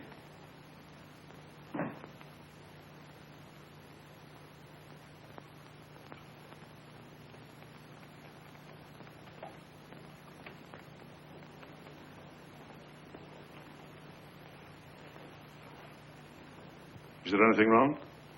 No, nothing's wrong. Everything's fine. So there's going to be a new order of things, huh? Everybody's going to cut himself a nice fat slice of the John Does, eh? You forgot one detail, Mr. Big Shot. You forgot me, the prize stooge of the world. Why, if you or anybody else thinks he's going to use the John Doe clubs for his own rotten purpose, he's going to have to do it over my dead body. Well, hold on a minute, young man. Hold on. That's rather big talk. I started the John Doe clubs with my money. And I'll decide whether or not they're being properly used. No, you won't. You're through deciding anything. And what's more, I'm going down to that convention, and I'm going to tell those people exactly what you and all your fine feathered friends here are trying to cook up for them. And I'm going to say it in my own words this time. Stop worrying. What am I doing? You ruined us, Stevie. Wait a minute, fella. My uncle wants to talk to you. Listen to me, my son. Before you lose your head completely, may I remind you that I picked you up out of the gutter and I can throw you right back there again? You've got a nerve accusing people of things. These gentlemen and I know what's best for the John Does of America, regardless of what tramps like you think. Get off that righteous horse of yours and come to your senses. You're the fake.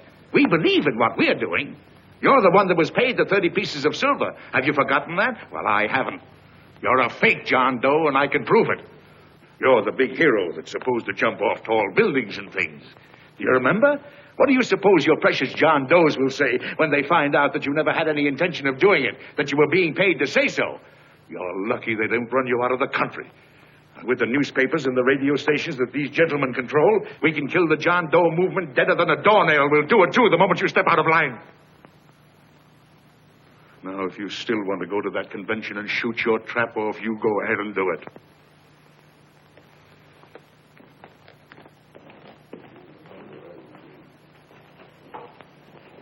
You mean to tell me you'd try to kill the John Doe movement if you can't use it to get what you want? You bet your bottom dollar we would.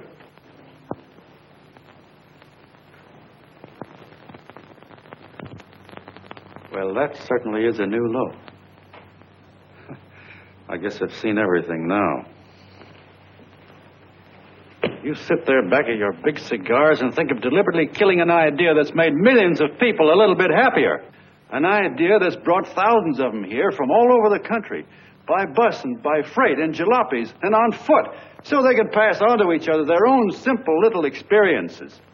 Why, look, I'm just a mug and I know it, but I'm beginning to understand a lot of things. Why, your type's as old as history. If you can't lay your dirty fingers on a decent idea and twist it and squeeze it and stuff it into your own pocket, you slap it down. Like dogs, if you can't eat something, you bury it.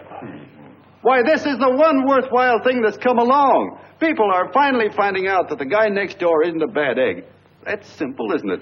And yet a thing like that's got a chance of spreading till it touches every last doggone human being in the world, and you talk about killing it. Why, when this fire dies down, what's going to be left? More misery, more hunger, and more hate. And what's to prevent that from starting all over again? Nobody knows the answer to that one, and certainly not you with those slimy, bollocked-up theories you got. The John Doe idea may be the answer, though. It may be the one thing capable of saving this cockeyed world. Yet you sit back there on your fat, hulks and tell me you'll kill it if you can't use it. Well, you go ahead and try. You couldn't do it in a million years with all your radio stations and all your power. Because it's bigger than whether I'm a fake. It's bigger than your ambitions. And it's bigger than all the bracelets and fur coats in the world. You bet it is, John. And that's exactly what I'm going down there to tell those people. Wait a minute, you ungrateful rat. My uncle's been too good. Getting away. Give me the bullet. John! I've always told you, D.B., you're playing with dynamite. Wait. All right, now, get away. Before he gets too light, he'll ruin it all. I'll stop him cold. Don't worry, I've been ready for this. John! Oh, John, please listen to me. Please, I can explain everything, John. I didn't know what they were going to do. Let me go with you, John. John, please. Go ahead, driver. Full park. John, please let me go with you. Please. John! Mr. Martin wants to see you. Listen to me, Mayor Lovett. You do as I say. I want them both arrested. You tell the police department to pick up Cannell. I've got the girl here. I've got the bullet. I don't care what you charge him with. If you're worried, let him go in the morning, but keep him in jail overnight. Hello, Bulletin. Put wire on.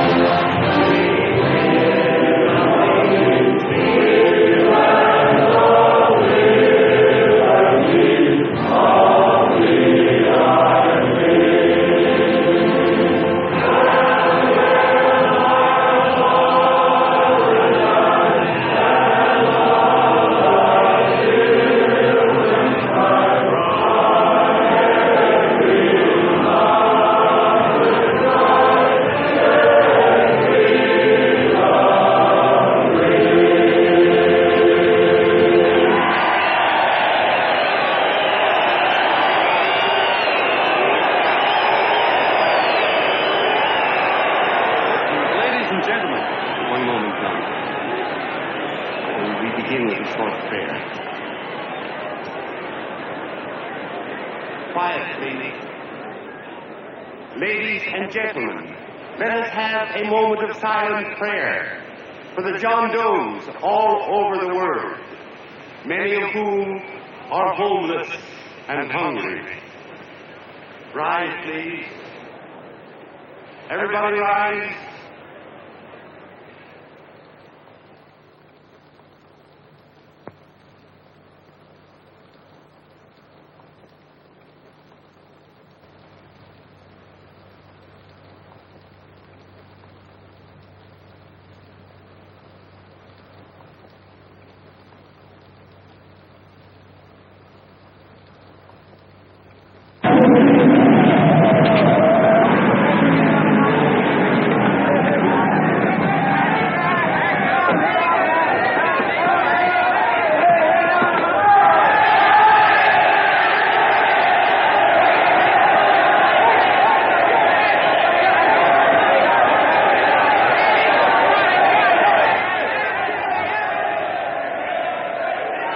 Newsboys.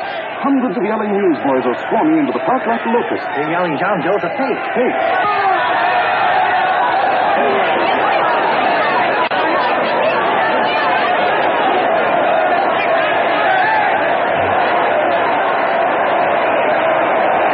Federal investigation urged by Chamber of Commerce. How could he be a fake?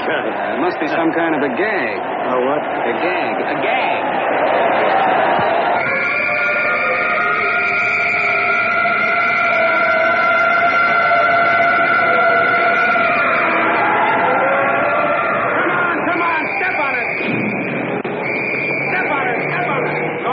places now, so let's get going. Wait for the station. Hey, miss, will you autograph my balloon? Sure.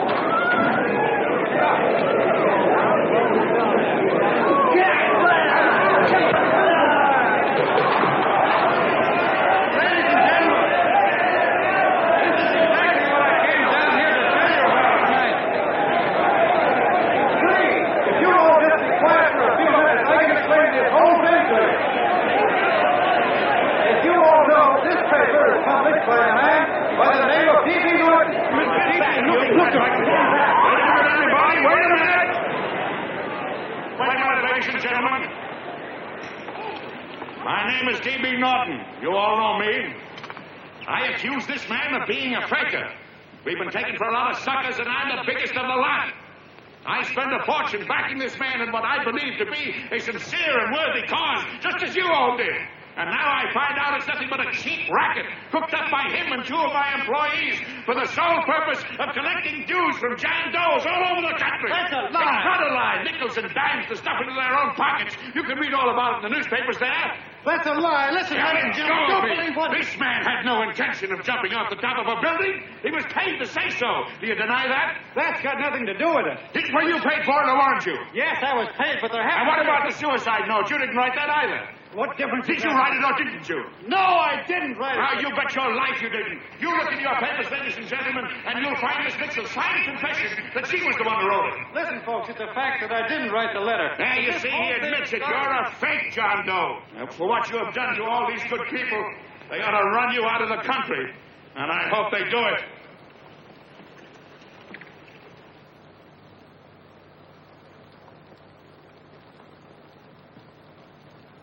Speak up, John. We believe you.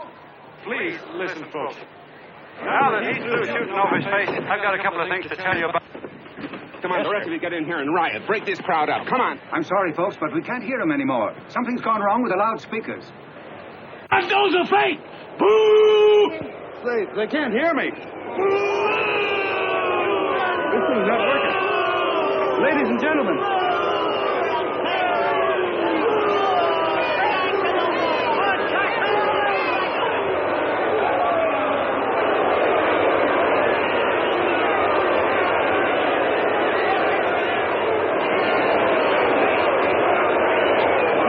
This thing's bigger than whether I'm a fake. Look, Kurt, you believe me, don't you? Sure. I believe you. Walking my legs off, digging up 5,000 signatures for a phony. Well, there you are, Mr. Doe. 5,000 names asking you not to jump off any roof. It makes no difference, Bert. The idea's still good. We don't have to give up our club. Yeah, well, you can have it. They're starting to throw things. Somebody's going to get hurt. I'm afraid it'll be John Doe. Listen to that mob. I'm gonna go to him. All right, lady. Get what you Let me go. I want to go to him. Oh, please. Please let me go. They're crucifying him. I can help him. Sorry, sister, we got orders to hold. Oh, it's removed. Can't you see it's a framer? Oh, Mother, they won't let me go. They won't let me go. Listen, folks. You gotta listen to me, everybody. Back to the jungle, you hobo! Just another racket. Stick to your clubs. We've been fed baloney so long we're getting used to it.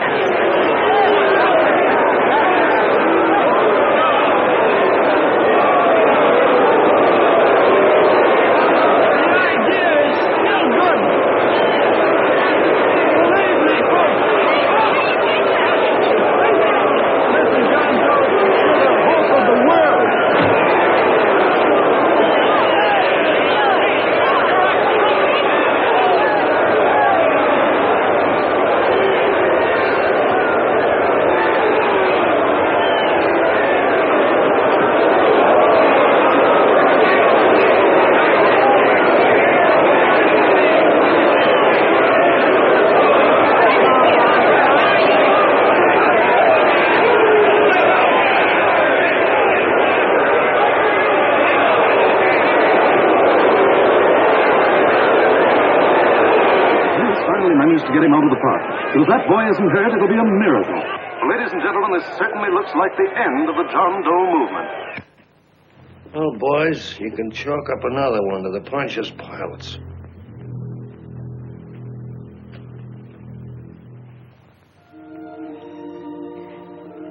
should have been there. I could have helped him. He was so all alone. Thought I was going to be mighty ashamed of ourselves after tonight. We certainly didn't give that man much of a chance.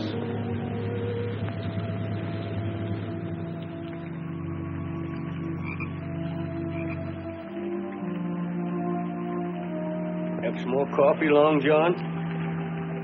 No thanks, Colonel.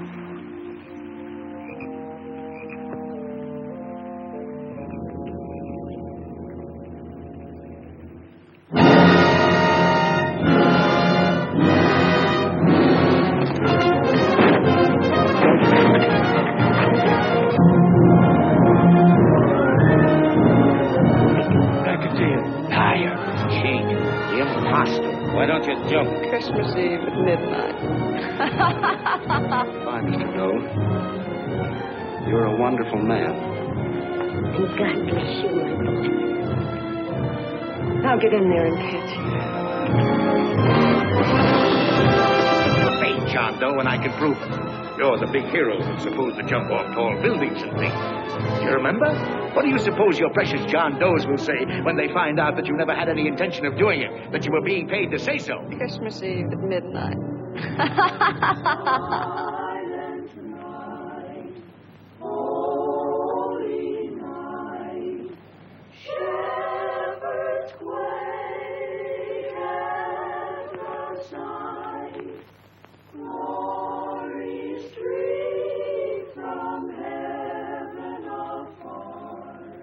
Merry Christmas, son. Merry Christmas.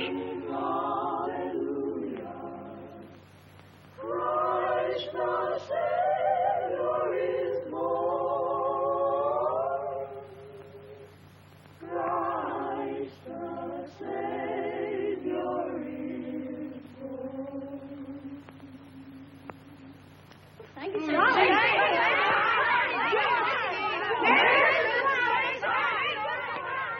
Who? John Doe. Is that screwball still around?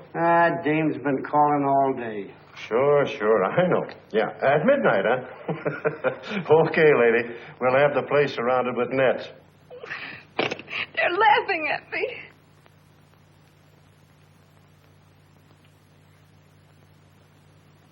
You're a sick girl, Anne. You better take it easy. Whom are you calling now?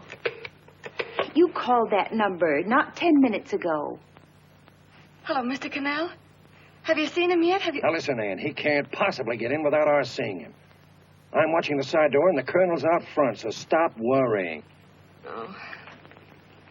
Thank you.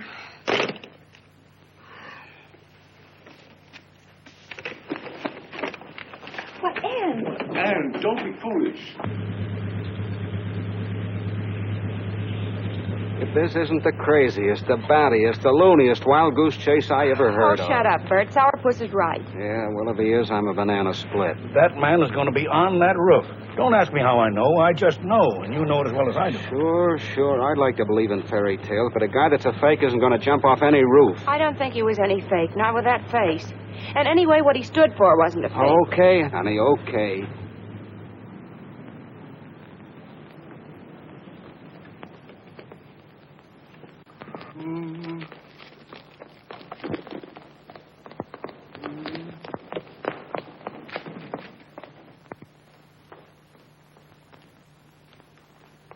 Elevators ain't running.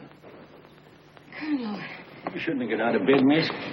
has he been here? No. Have you seen him? I ain't seen him for a week. Where's Cannell? He's watching near the door. Oh, you're swell. Oh. No sense in going up there. I've been here for hours. He ain't here. Let me go, will you? Now, that's crazy. It's 14 floors.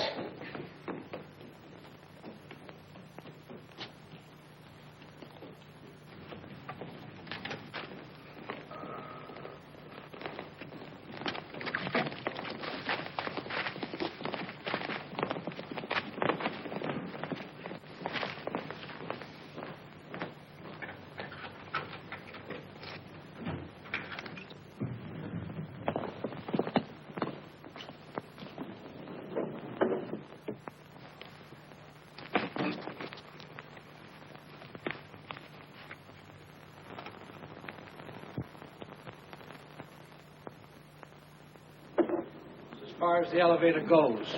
We got to walk up to the tower.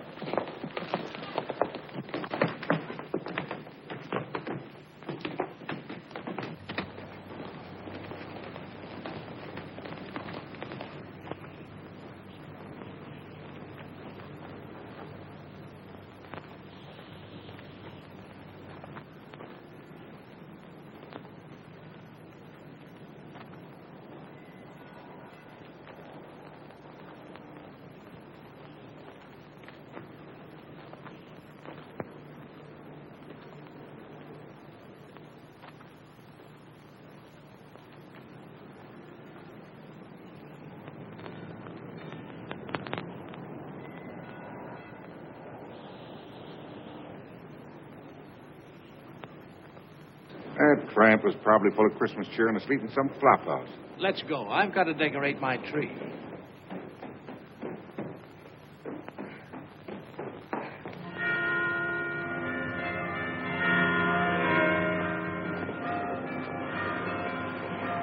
Well, I give up. I don't know what gave us the idea that we'd attempt anything like this. I guess you're right. I'm afraid the joke's on us. Let's go. I hope nobody finds out we've been here.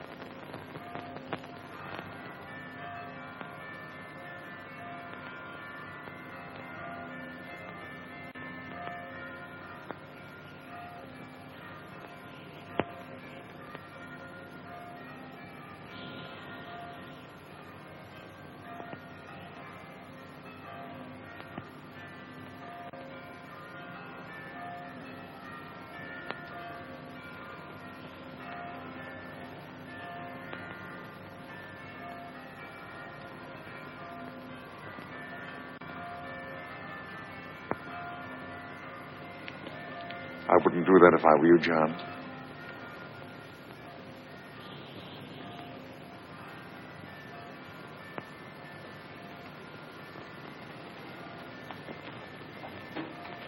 It'll do you no good. The mayor has policemen downstairs with instructions to remove all marks of identification you may have on your person. You'll be buried in Potter's Field, and you will have accomplished nothing.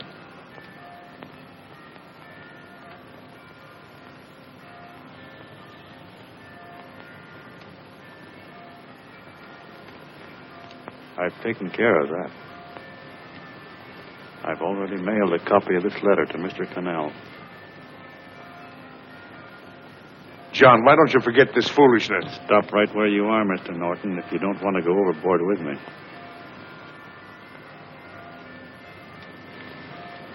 I'm glad you gentlemen are here. You killed the John Doe movement, all right. But you're going to see it born all over again.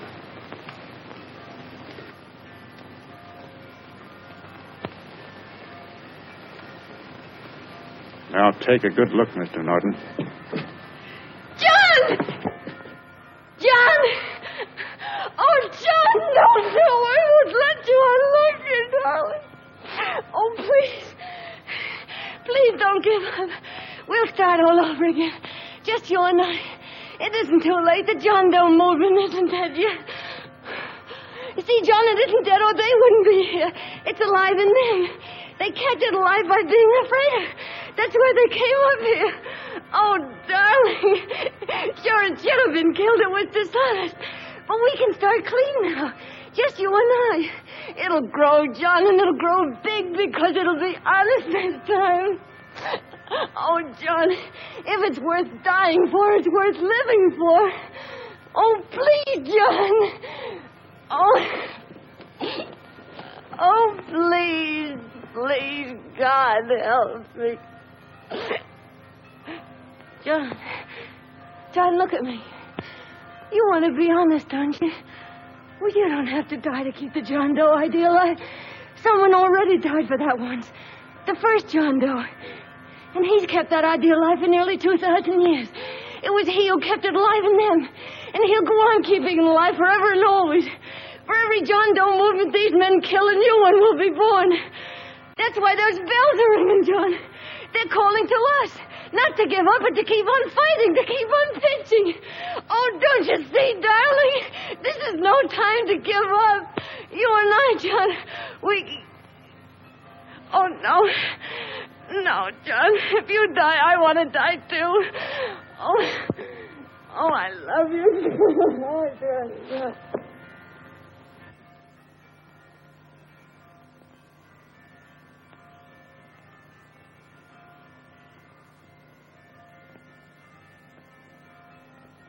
Mr. Doe, you don't have to.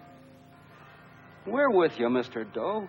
We just lost our heads and acted like a mob. What Bert's trying to say is that we need you, Mr. Doe. There were a lot of us that didn't believe what that man said. We were going to start up our John Doe Club again, whether we saw you or not, weren't we, Bert? And there were a lot of others that were going to do the same thing. Well, Mr. Sourpuss even got a letter from his cousin in Toledo. I got it right here, Mr. Doe. Only it'd be a lot easier with you. Please. Please come with us, Mr. Doe.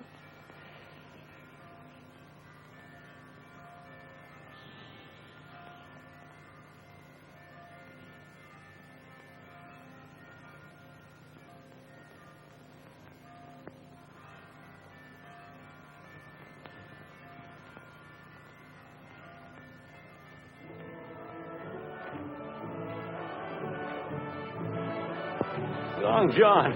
Mr. Doe. Here, we'll help you with it. She'll be all right. Mr. Doe, take her right down to the car. Right up. We got a car right down. They are, Norton, the people. Try and lick that.